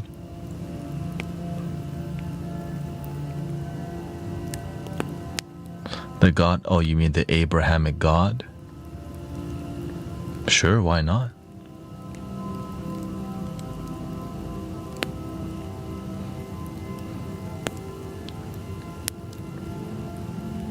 There's also a God in Islam. There's different type of God all over the world. There's even God that I don't know.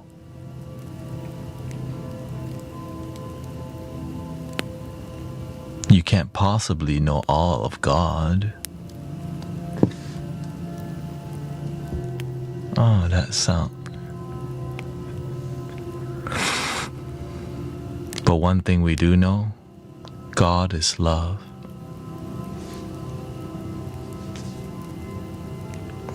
He says you don't sound too confident.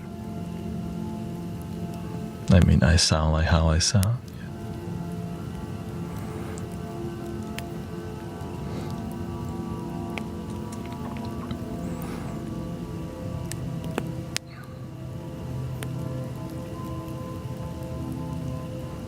It's just more sometimes like it's fine. You don't sound confident as well. It's fine. The thing is, we're on a digital space and people, asking this type of question is just it's about principles and values. That doesn't sound loving to me. Yes, one person can. You're welcome to judge, yeah. One person can see something as loving and one person see as not.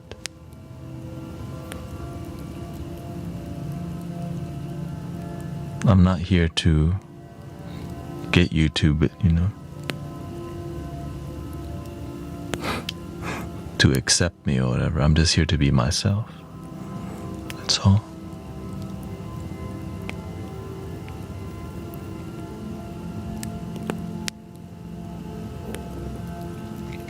Because if I live a life as a people pleaser, guess what? Some people you're not going to resonate with. Welcome to life. It's like, I don't like strawberry ice cream, but sometimes I do if they use fresh strawberries. But if people ask me, do I like strawberry ice cream, I most likely would say no. Just be a good person.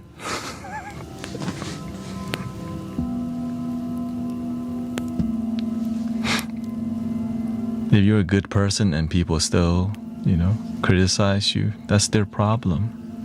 That doesn't sound like a good person. Oh. As long as you don't cause harm, people will criticize you.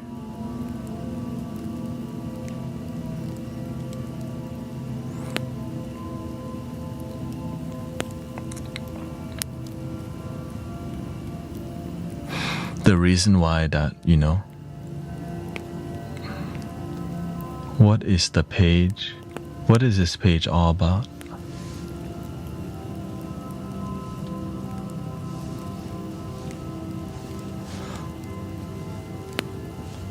It's just about being a good person, basically. Being a good person and sound healing and relaxation. But sometimes we have discussions from time to time because that's what's required with healing and relaxation.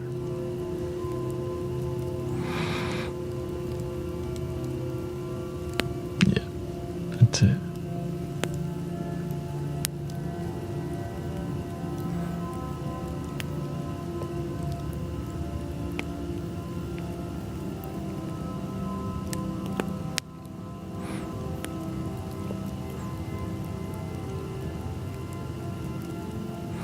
I wouldn't waste, the thing is, you can tell when somebody's getting involved in a good faith discussion or close-minded one.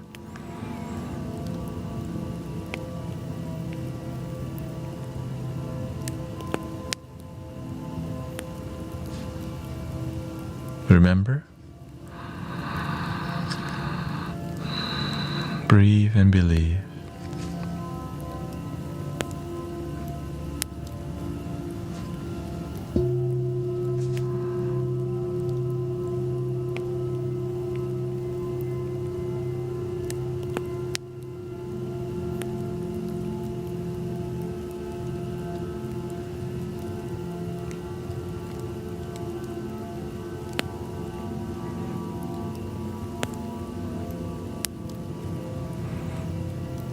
Recently,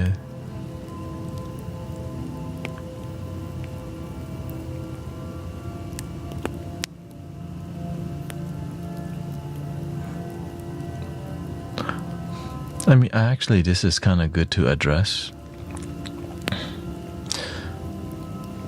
On the space online, we focus on a lot of philosophy. Is there God or no God? I think I'm more concerned about, are you happy? Because sometimes we're more focused on philosophy and ideology. Great, okay. Sometimes, let's say you're right, there is no God. Congratulations. Are you at least genuinely happy? That's it. The debate sometimes it's just us.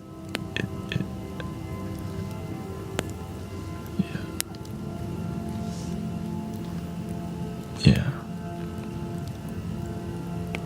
I see a lot of panels of people discussing God or no God. And I'm like, who cares? Just be happy. Like, if you believe in God, be happy believing in God. Some people believe in God and their life sucks and they're miserable. Some people don't believe in God and they're also happy. So let people practice what works for them. What I care about is it genuinely working and are they happy? Sadly, that kind of content doesn't get much view. You know why? Because people love debates. People yelling at each other. It's kind of entertaining. But it's negative energy. Like, oh, okay, congrats. You win.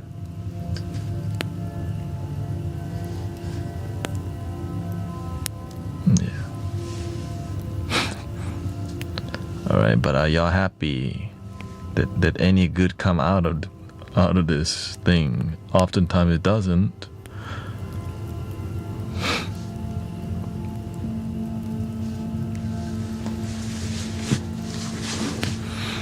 He says I agree here. I'm an atheist and believe this is all there is. Yeah. That's what makes you happy. I'm here for it. Some people, they believe that there's an Abrahamic God and Jesus Christ is the Lord and Savior. I'm here for that too. You know why? That's what makes those people happy. I just want people to get along. But people, you know, sometimes it's just hard for people to get along because it's called ego, needing people to, yeah.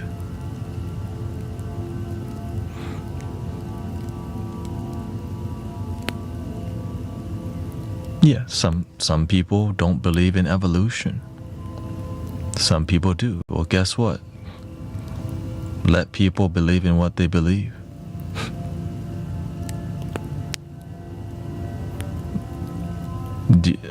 You see how I'm just trying to get to a solution where people get along?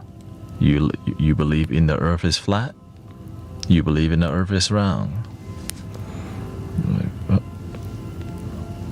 Are you happy with your life is what I'm concerned with.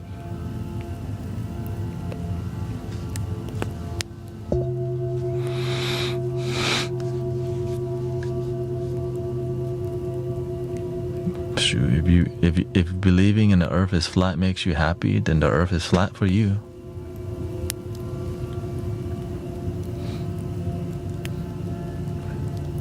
Some people believe in the Buddha. Some people believe in, right, Ra, sun god, Pleiadians. Right? Some people believe in heaven and hell. It's just, in this moment, are you happy with your life? That's it. Does your belief lead to happiness is what I care about.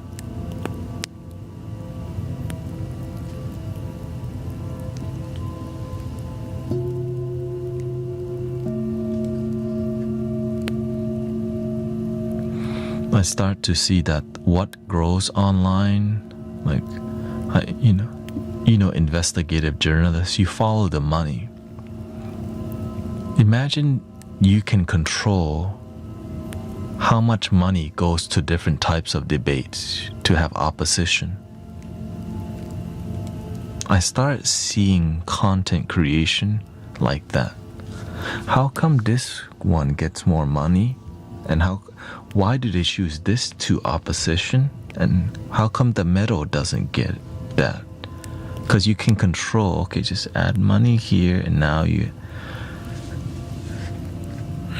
the God and no God, you know why? There's money in that. So they want to boost that. Why? Because it's oppositional. Sadly, it leads to deeper negativity of keeping people divided and conquer.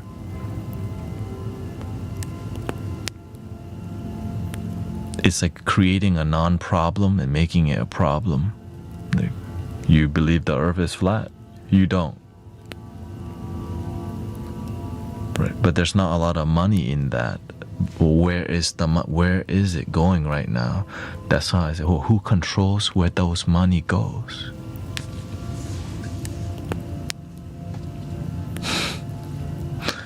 No, the bulls don't have names, but they're labeled, yeah.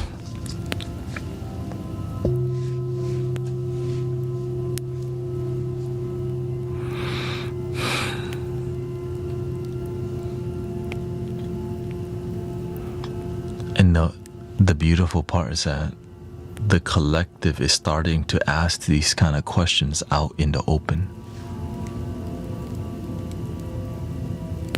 We want to just observe and not pick a side, because we start to see it. The game is dirty. It's all like a giant casino.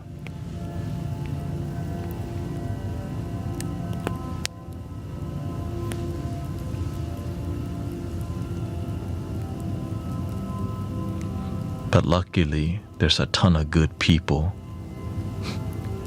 that take care of each other. So that's why the village energy is so needed.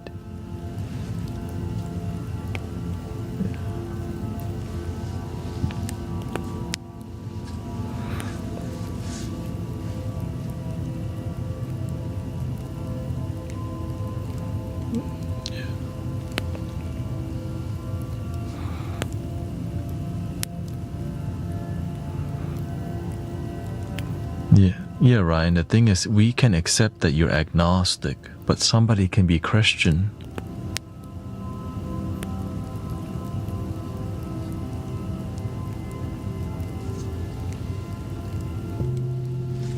Why can't you let them just believe what they believe? Do you see how that's the... If we can get along, the world would be a better place, but instead, we're fighting a non-issue. Like somebody's taught us to make that an issue. We don't have to make that an issue. Just let them practice what makes them happy. You're agnostic.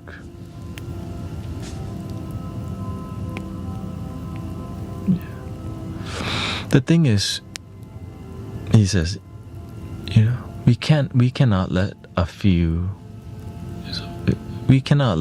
negative person make the whole group look bad, Ryan.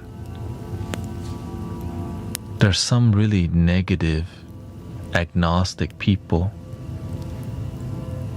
There's some really negative Christian people, but not the whole group looks bad. That's what I have faith in. When we battle ego, my God, my view, your view. This is the same old divide and conquer game. And we keep playing it. But the people who are aware don't.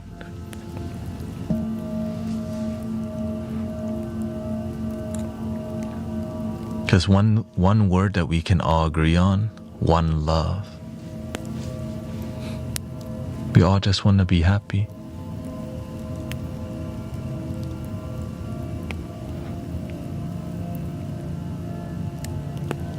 That's why that word love clears everything up. Unconditional love. But for the people that can't, that's why we have boundaries, because that's what's needed for people to get along.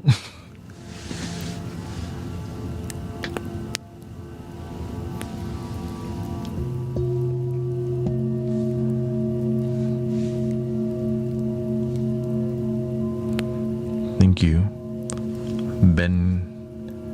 Ben Gastineau says, I'm agnostic, but I'm always open to discovering something new.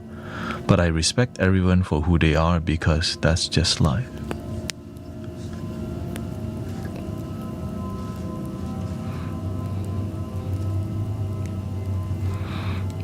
Yes. He says, yeah, it's just all the cultures. See, like somebody who's deeply Christian would speak a certain way. I'm looking at how can we all get along. Sometimes I wonder why that's not a question that people... How can we get along more than be right?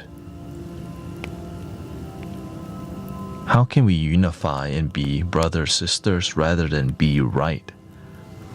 Right? Do we have to all be brother and sisters in Christ or non-Christ? Can we just be brother and sister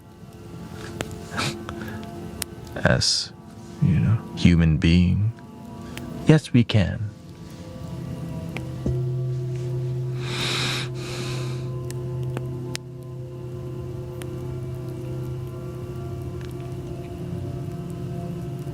But this is the old news for the people who've been here, right? We all bleed red. Yep. We all want the same thing, mostly. We want to be happy, healthy.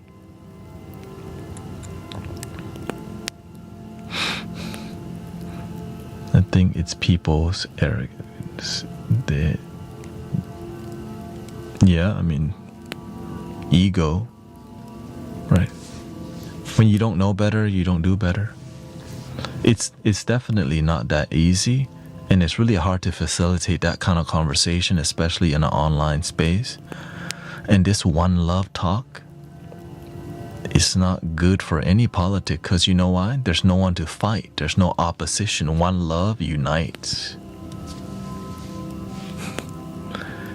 And so the more we just keep the target on one love and unity, that's how we can make the world a better place versus fighting for our religion or fighting for our group.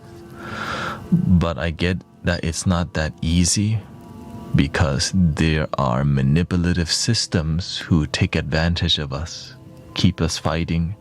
Because if we all get along, then we would start the system wouldn't work.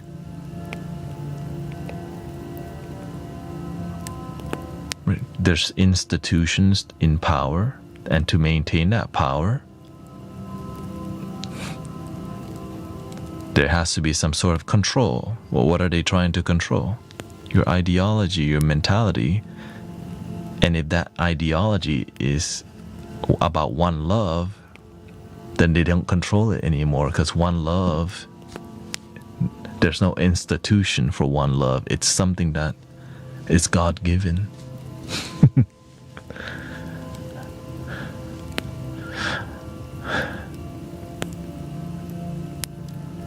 Old news for us.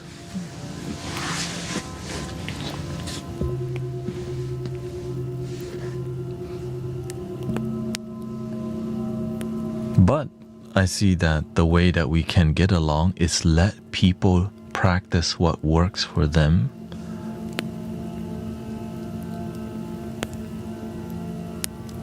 Yeah. But I know, like, for example, I know that some of us, we like to have opposition or debate, right? It leads to nowhere.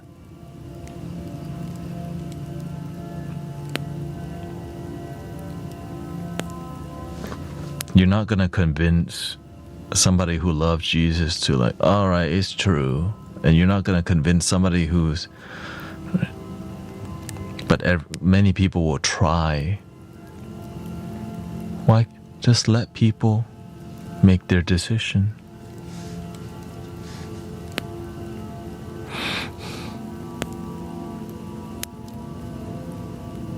I think what's beautiful is that somebody Christian and somebody who's agnostic can sit and breathe together.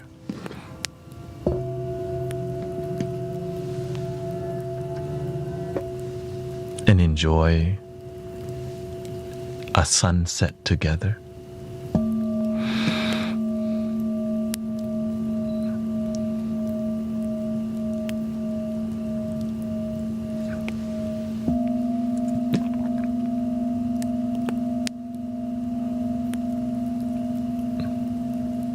That's okay, sister. I can take care of it.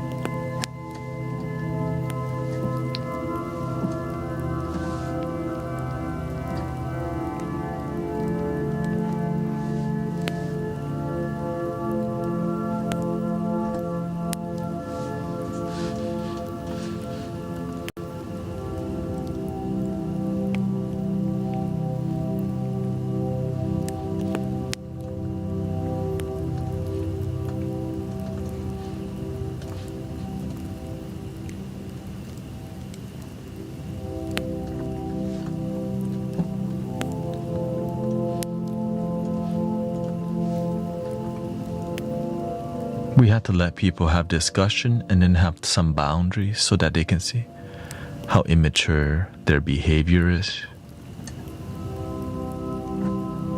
What people don't observe is the energy of what they're doing. The whole time they're debating, is there a God or no God?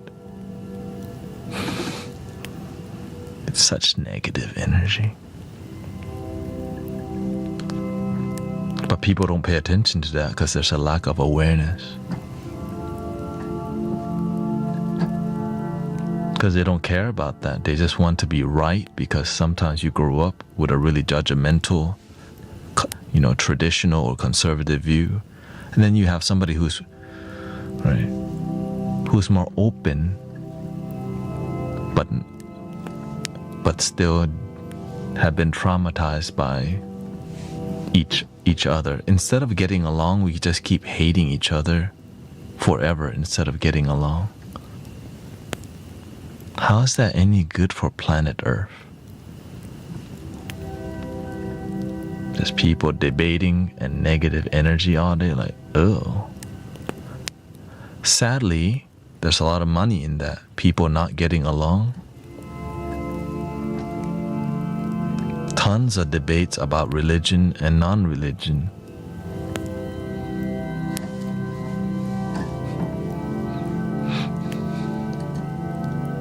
Because oppositional, the stronger it is, the more they can control you. So instead of working on yourself and improving your life, you're just arguing about something that doesn't help you. You're like worked up about something that doesn't help you at all. Like being right about religion and being right about non-religion. Being right doesn't lead to being happy. Oh.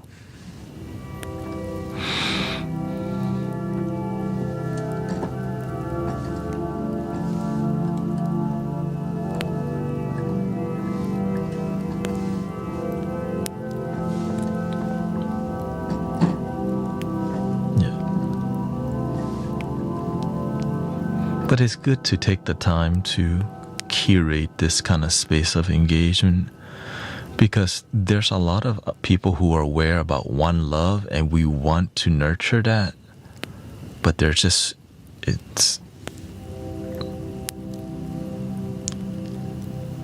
there not more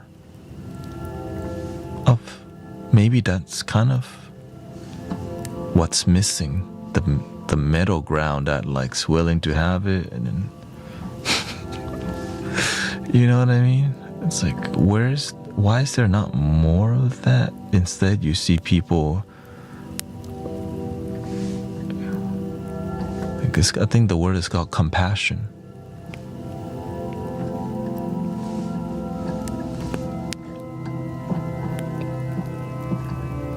And at the end of the day, just be a good person.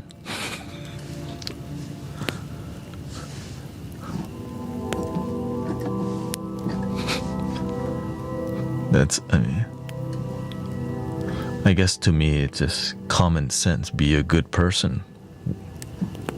Most people know what the right thing to do is.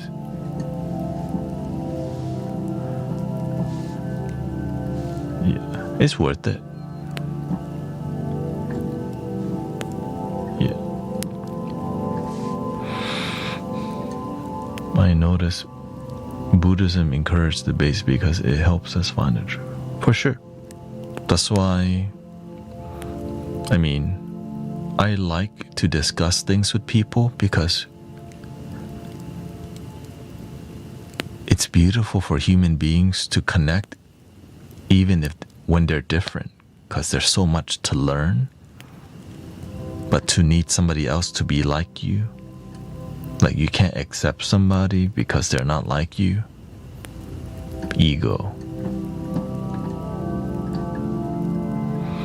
That's what causes the fighting. It causes division, separation.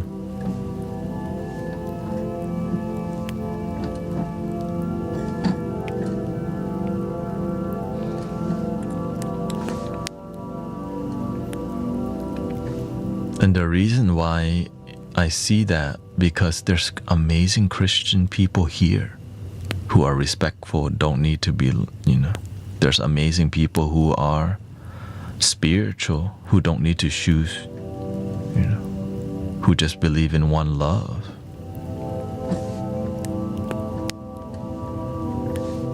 Because it's unifying. I want to believe in something that's unifying, rather than people debating over the same thing to death,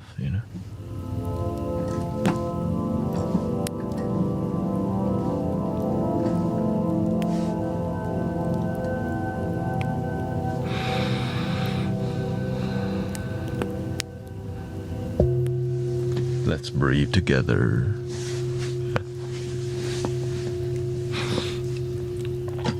I think this is a good time to play the Wandering Buffalo.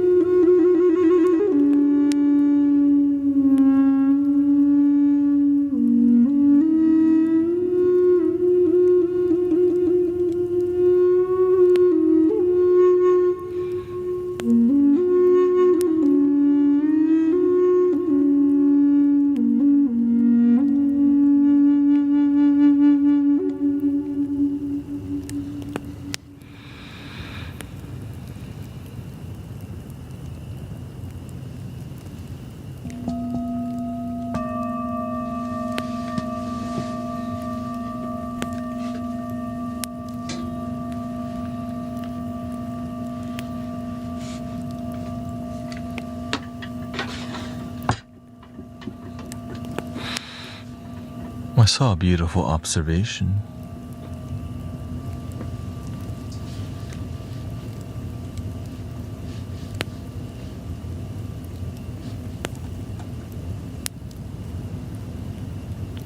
Samuel was saying, I find it a little bit silly that the Dalai Lama says there's no God. You know, in Buddhism, the Buddha never mentioned that there's a God or there's no God. There's just no opinion on it. And the reason why is that the Buddhist people, they come from a place where all of your existence comes from your mind, which is quite limited. And when we try to conceptualize infinite God with the limited mind, we only grasp a tiny half of a dust of what we think God is. And so not believing in a God allows that experience to be possible. And that's why, because everything comes from here. It's more of a spirit science. How can you use this to perceive, understand, and know God from here? But when you let this go, what's left?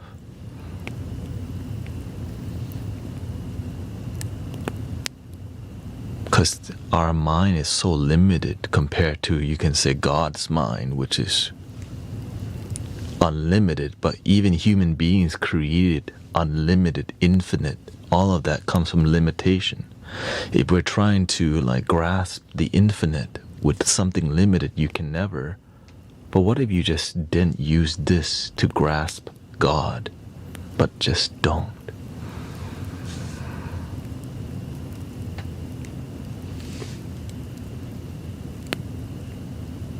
But I don't understand why there's no. But that, you see, that explanation is controversial because it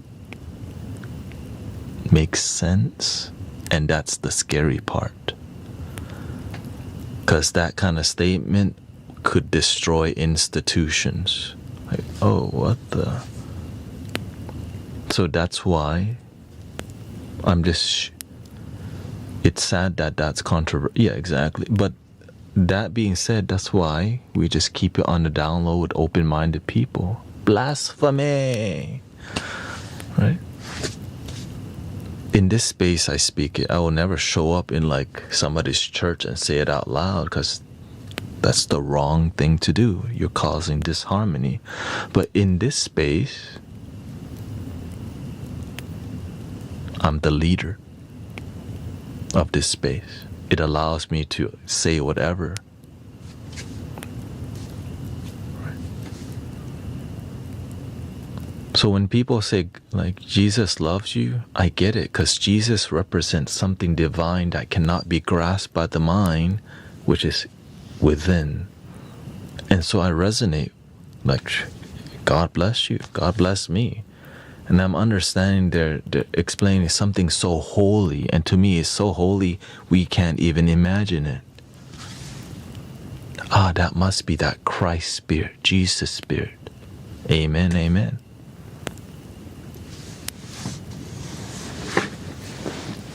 And that must be the great spirit. All is one.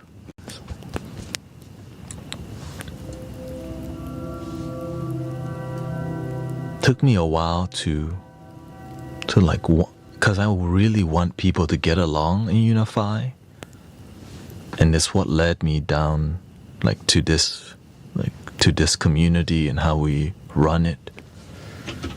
Right?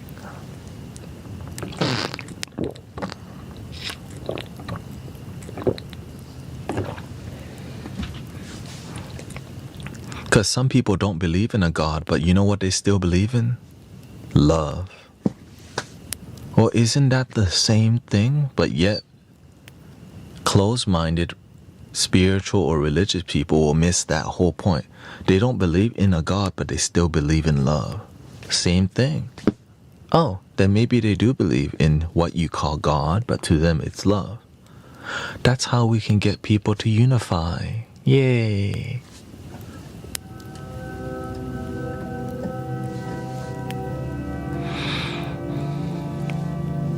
Now we can all get along.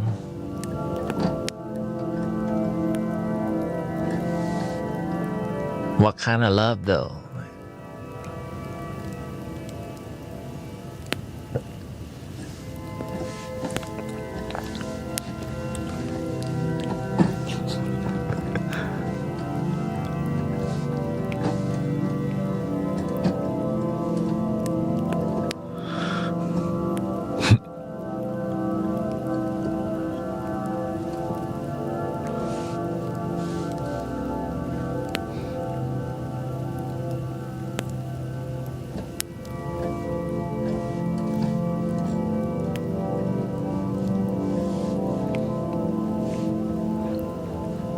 In my personal observation, there are very open-minded religious people and non-religious people who do get along, but people who get along don't go around bothering each other about their views.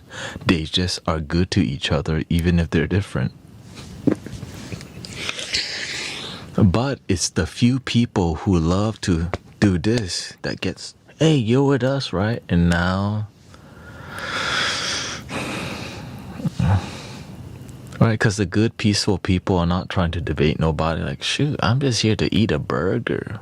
You don't have to get involved with people. We're at freaking Burger King right now.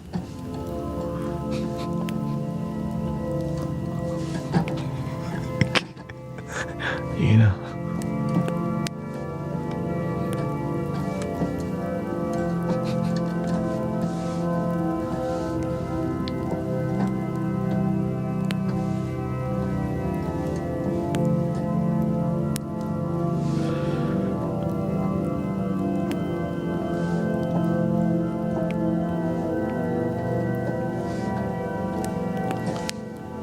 Most people, foxes, most people don't know what love is unconditionally. Yeah.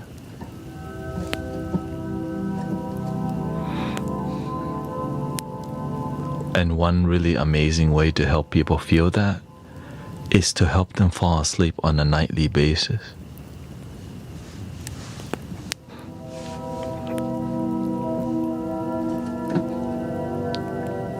For free.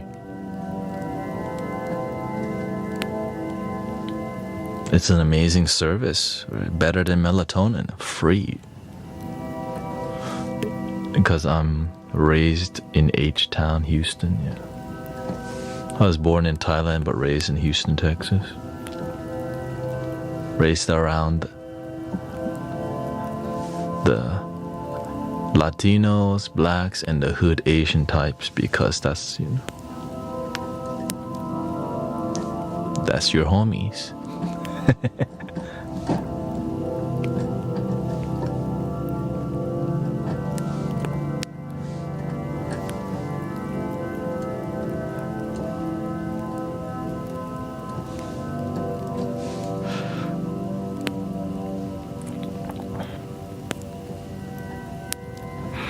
Buddhism, like any other religion, has developed hierarchies and inequality, but agreed.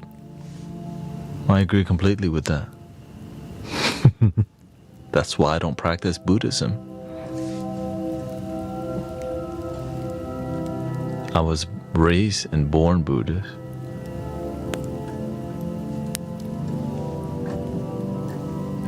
That's why I'm spiritual.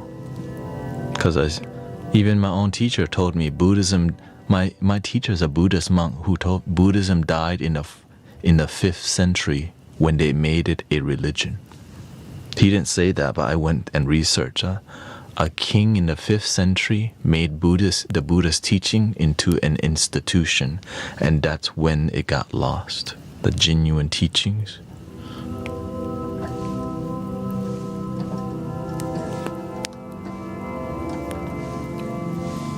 But in every religion, there's always like a clue. It's like a roadmap. You're like, they say enlightenment somewhere around here, and these people had some clues. I think I'm gonna try to find it. So you go on a scavenger hunt. Beep, beep, beep, beep, beep. But that scavenger hunt, you have to have faith, and you have to go deep into the forest. Beep, beep, beep. Are you crazy? I just want to know the truth.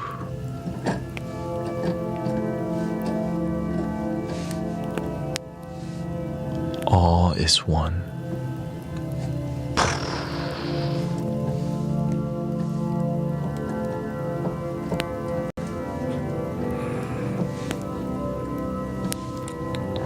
But somebody looking out from into different practices, Avalokitesvara, that's just an archetype. It's like what's possible. All things are possible. Avaloki has 1,000 arms. That's just like, right, through faith, all things are possible. Om Mani Padme Hum. But many people don't practice like that. Right, all things are possible through Christ. Oh, I heard, that's just the same. I see things like that.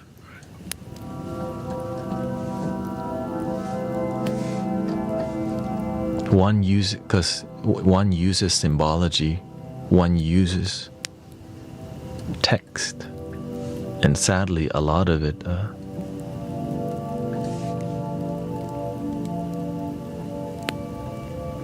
A lot of it gets translated wrong, right? Because some words we don't even use nowadays because we're in a different consciousness and devotion level. Because we got jobs, right? Back then you were born into a monk and that's all you did. Now you could be a lawyer and then become a monk later and leave that to start, So the level of devotion in the past compared to now, you could just.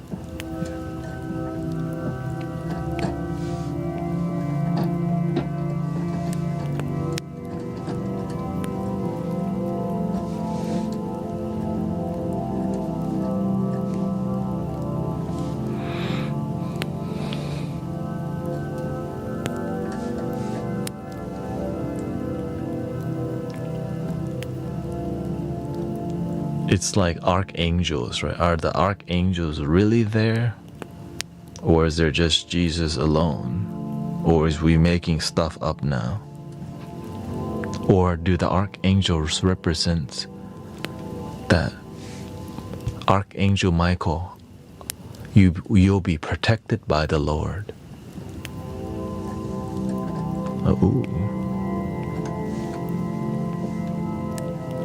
Right. Even in Buddhism, there's Dharma protectors. It's all about intention. But some people go worshipping false idols.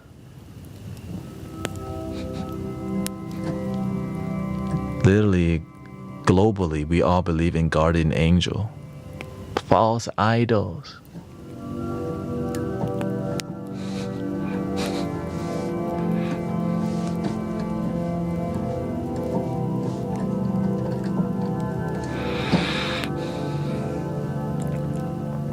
Of course, if you're talking to somebody who's open-minded, you kind of...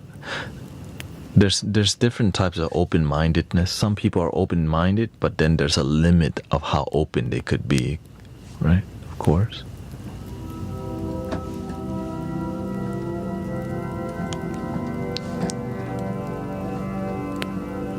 I'm gonna do sacred plant medicine on a daily basis. Like, aren't you supposed to have more like a sacred ceremonial thing? It shouldn't be done on like casually.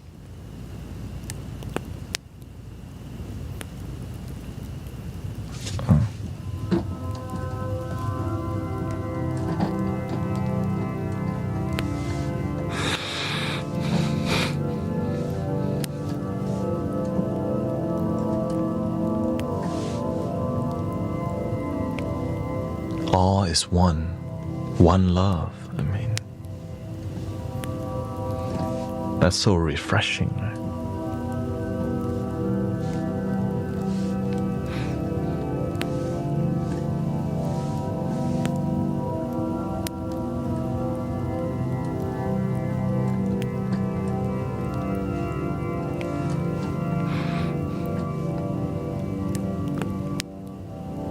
Of course, on the negative side, you could doubt that. You can say, nope, we're not all one love. It's only one love with Christ. Well, is Christ that limited to just own? Christ doesn't love Buddhist people?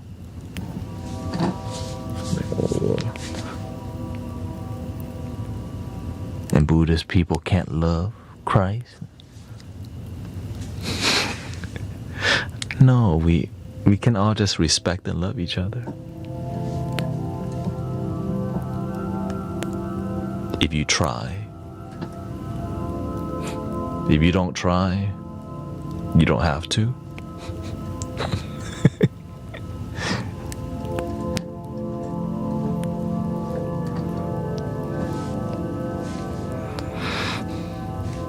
But I get it. Some people have been, they call what, indoctrination. You've just been taught since you were a child. All you know is Buddhism.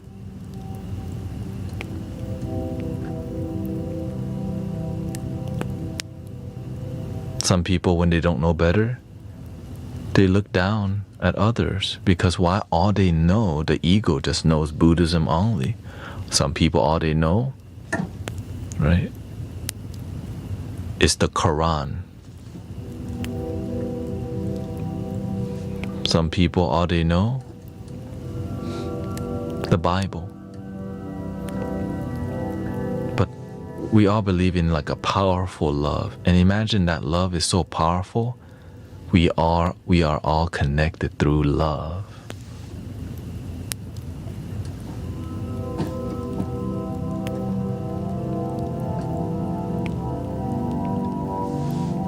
Unless your God's not that powerful, only limited.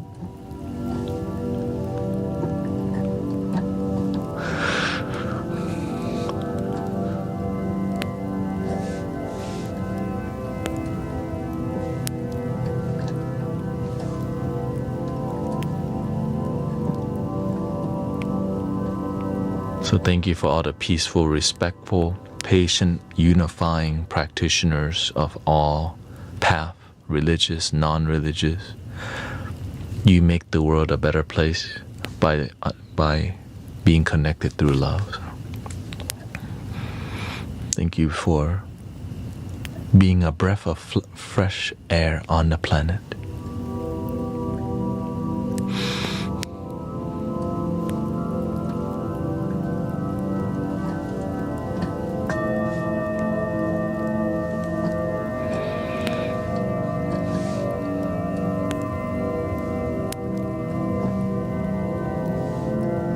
Love has no name. But is no name also a name?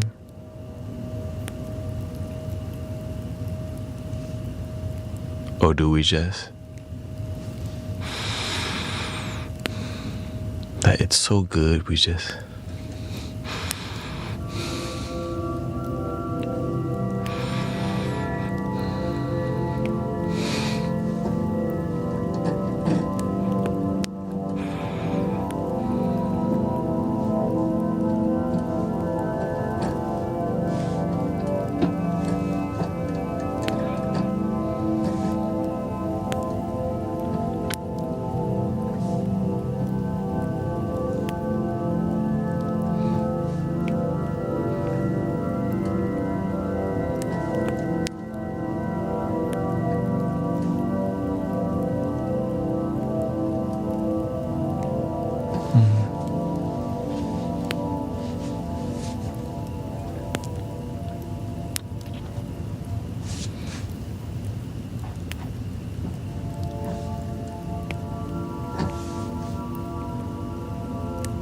Oh, you made ornaments. Happy holiday. Merry Christmas. I think that's what's called grace. Imagine there's a grace so deep that you can't even name it. Thinking about it or even talking about it would limit it, but we still need a way to engage. I just call that unconditional love.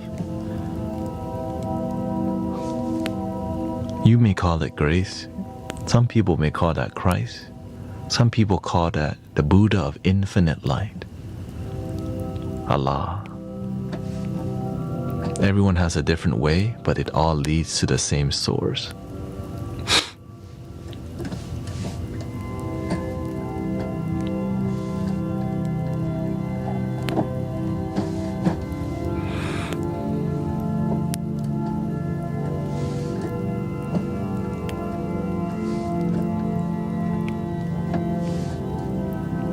That's why I love the analogy.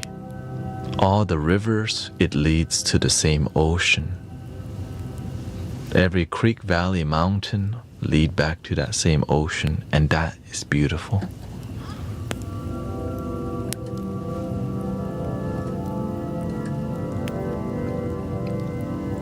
And then here comes the human beings.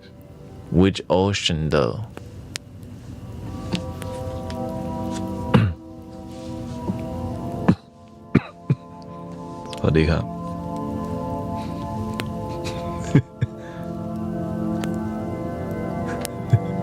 The human being, right?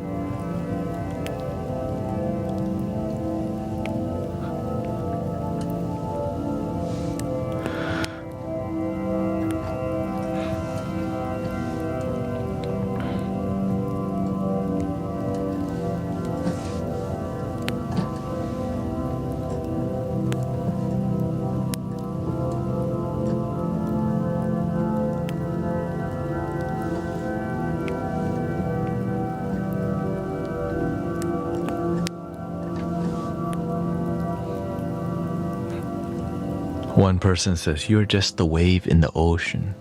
Now, how about I'm just a drop in the ocean? Like, oh. I'm the atoms in the water.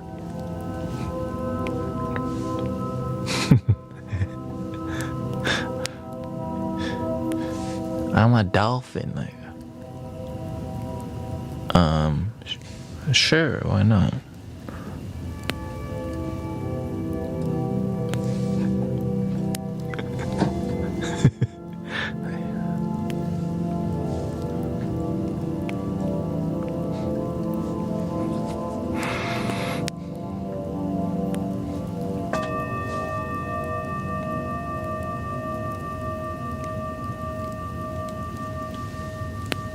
Let's see, let's do one to honor the one love.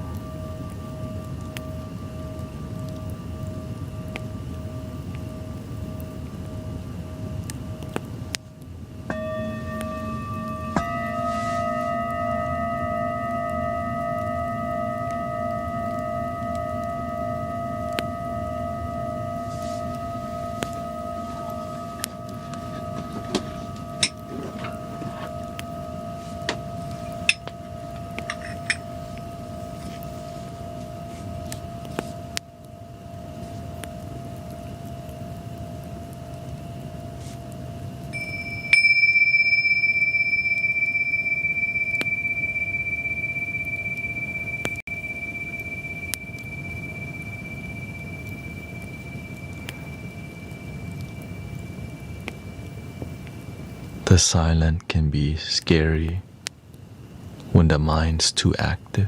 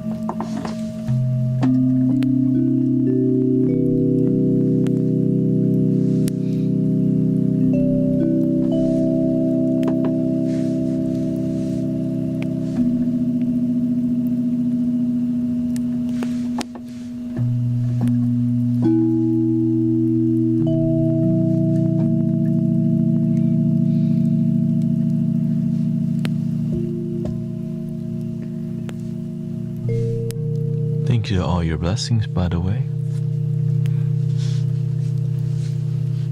A bit more intense stream. Lots of emotion. But I'm glad we find a way to get along.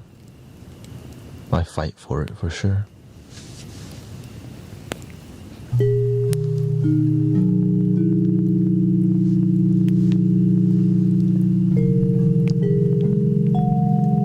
And many people here do their part too. One love.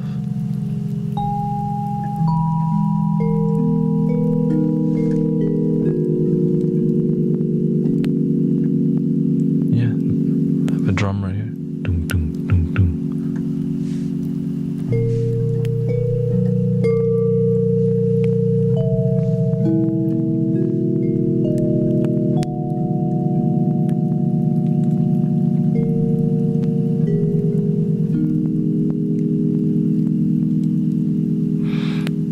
Unfortunately, I don't think I'm so comfortable to talk about God.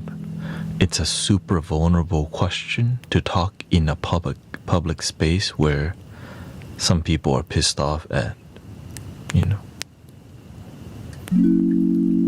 at something. But in here, we're about one love, and we don't always get into that kind of discussion. Sometimes because it's healthy to exercise our principles and values. I learn more about myself the more I get engaged in deep conversation. And the more you know more about yourself, the more you connect deeper to your heart.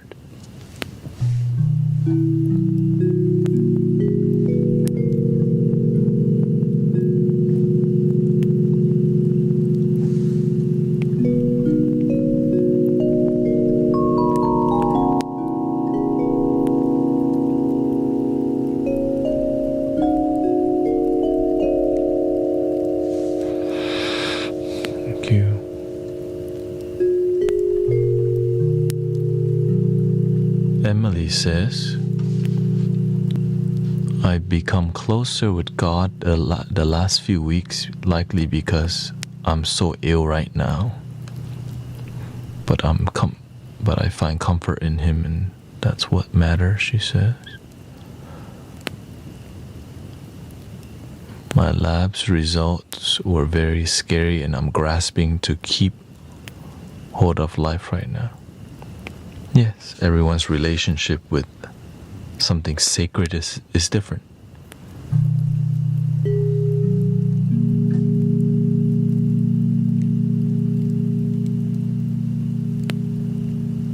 And usually we need faith in the dark time of life.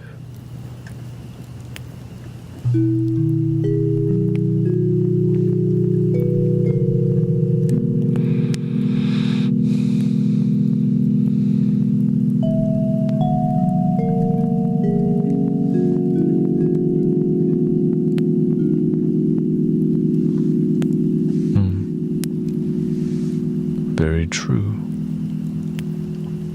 All is illusory and transitory. A rich man with many possessions may be without desire and attachment, and a person who has taken a vow of poverty may be severely attached to his ego of poverty. Yeah. The issue is the ego.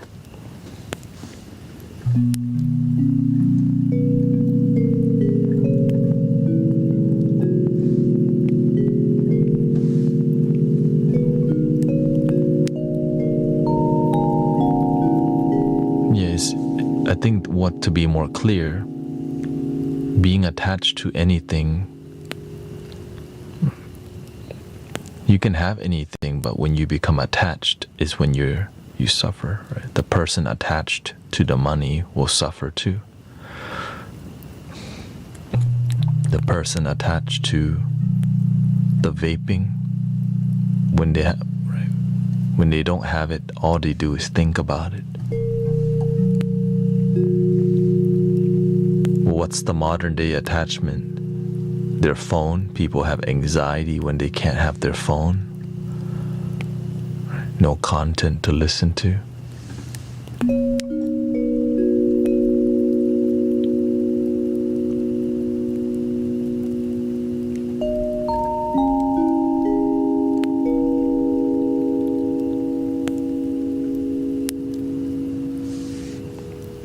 Some people, they're scared of confrontations.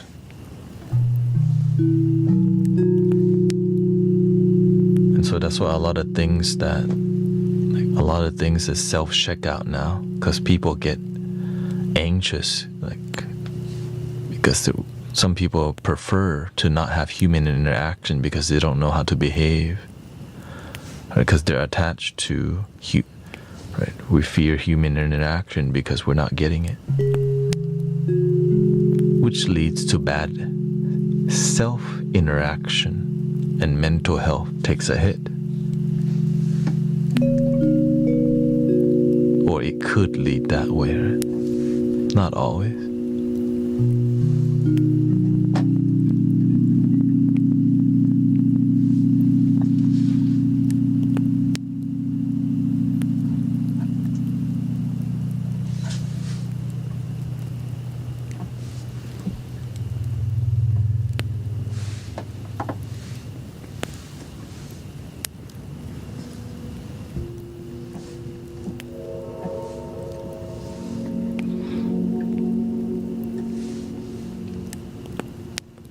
Finally happy, says. Very true, I was attached to my career, house and cars, and mostly important, the woman I love. Lost it all and I rebelled, and I still am.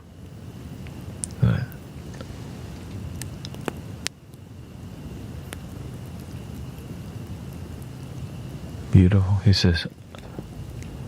I rebelled and still am, and I feel better than when I had it all. You had it all, but you weren't truly happy. For some people, they had it all and they're happy. Different lessons in different life. And sometimes you just wished you had what other people had. But your life is somebody else's dream life.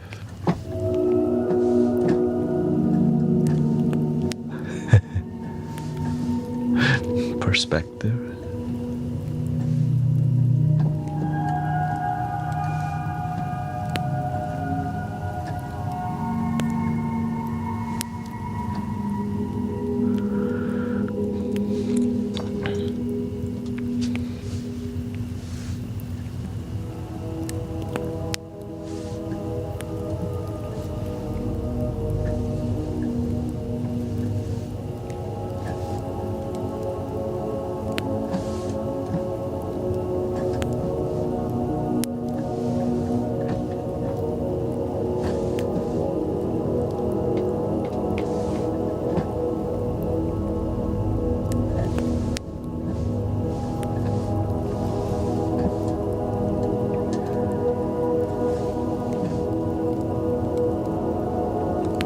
We do have 7 minutes left.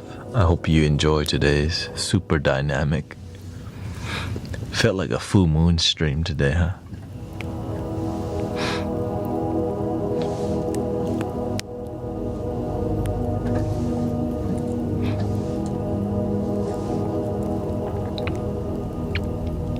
Sometimes you just have to.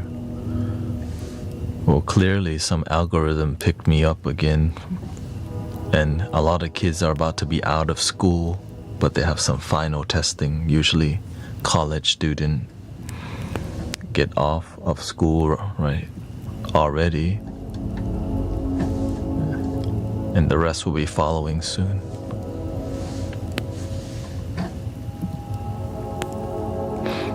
I'm here for all of it, right? You just have to know how to have the right boundaries to maintain a healthy, dynamic experience. Not easy, but thank you for your patience. Thank you to all the moderators. Doing your part, do the best that you can.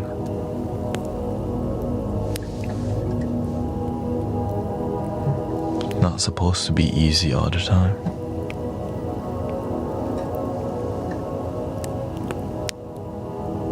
I thought you were in the US. I am. It's almost 5 a.m. right now.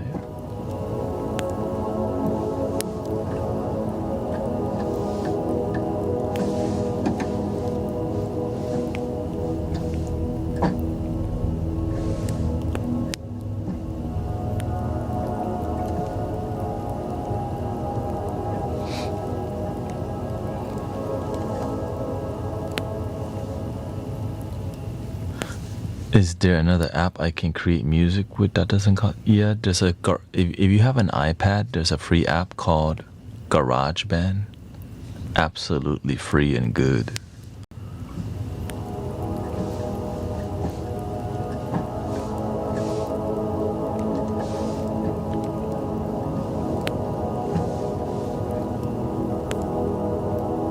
And it depends on how you're trying to make music.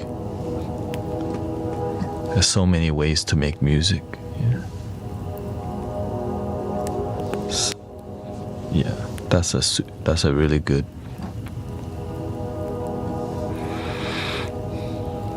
Yeah, Garage. You're looking for GarageBand if you have an iPad.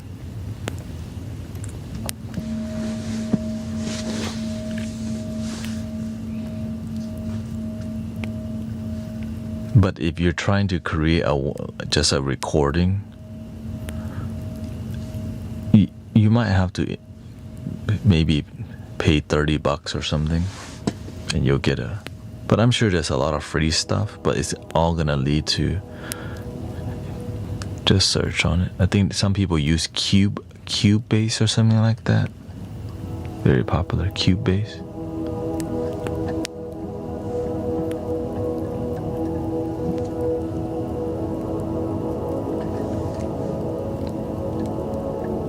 Thank you, Fox.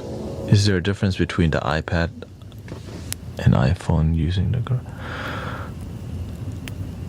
I think it's the same. It's the same. I don't have an iPhone, that's why I don't really. It's hard for me to say, but why would it be different? You just have. It's probably easier to navigate on.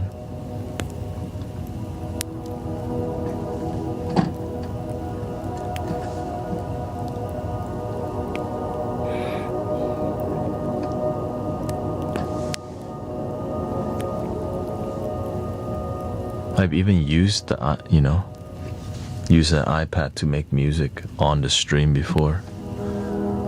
I guess, but I use a loop station here, so that's my main. But I'm trying to get better rhythm because I cannot do, what do you call it?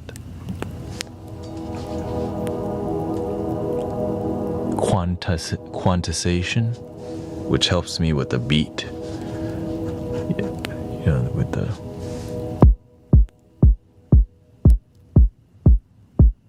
It's easier when the beat's fat.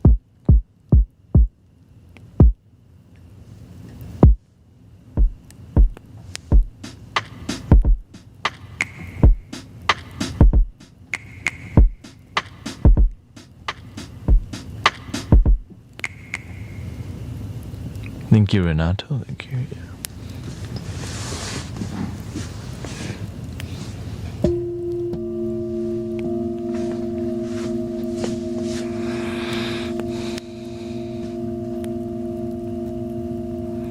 Usually we do more meditation, but today there was just a bit more questions and more emotion that needed to more grounding. I think that was the thing that was needed. People were not grounding, and so I had to we're grounding now. Which took about an hour actually. It's like people weren't.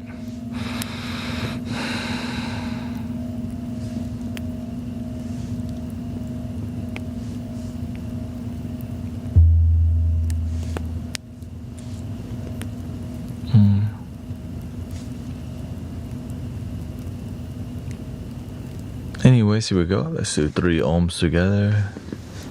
end the stream and I'll be back tomorrow. Here we go. Breathing in.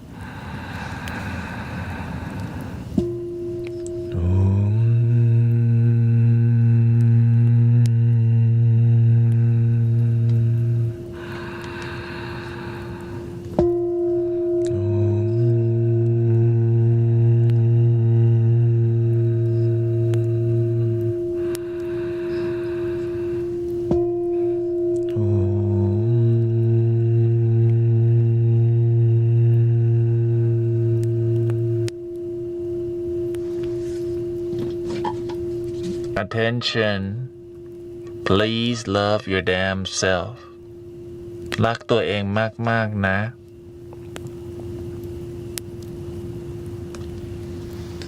Thank you everybody. Thank you Christy, Emmanuel, Michael, Alexandra, Transcend, and I'll be sending out. Thank you Sheila. Thank you Tommy, Modi. And I'll be sending some flutes out soon. Good time at the camping. Hasta luego.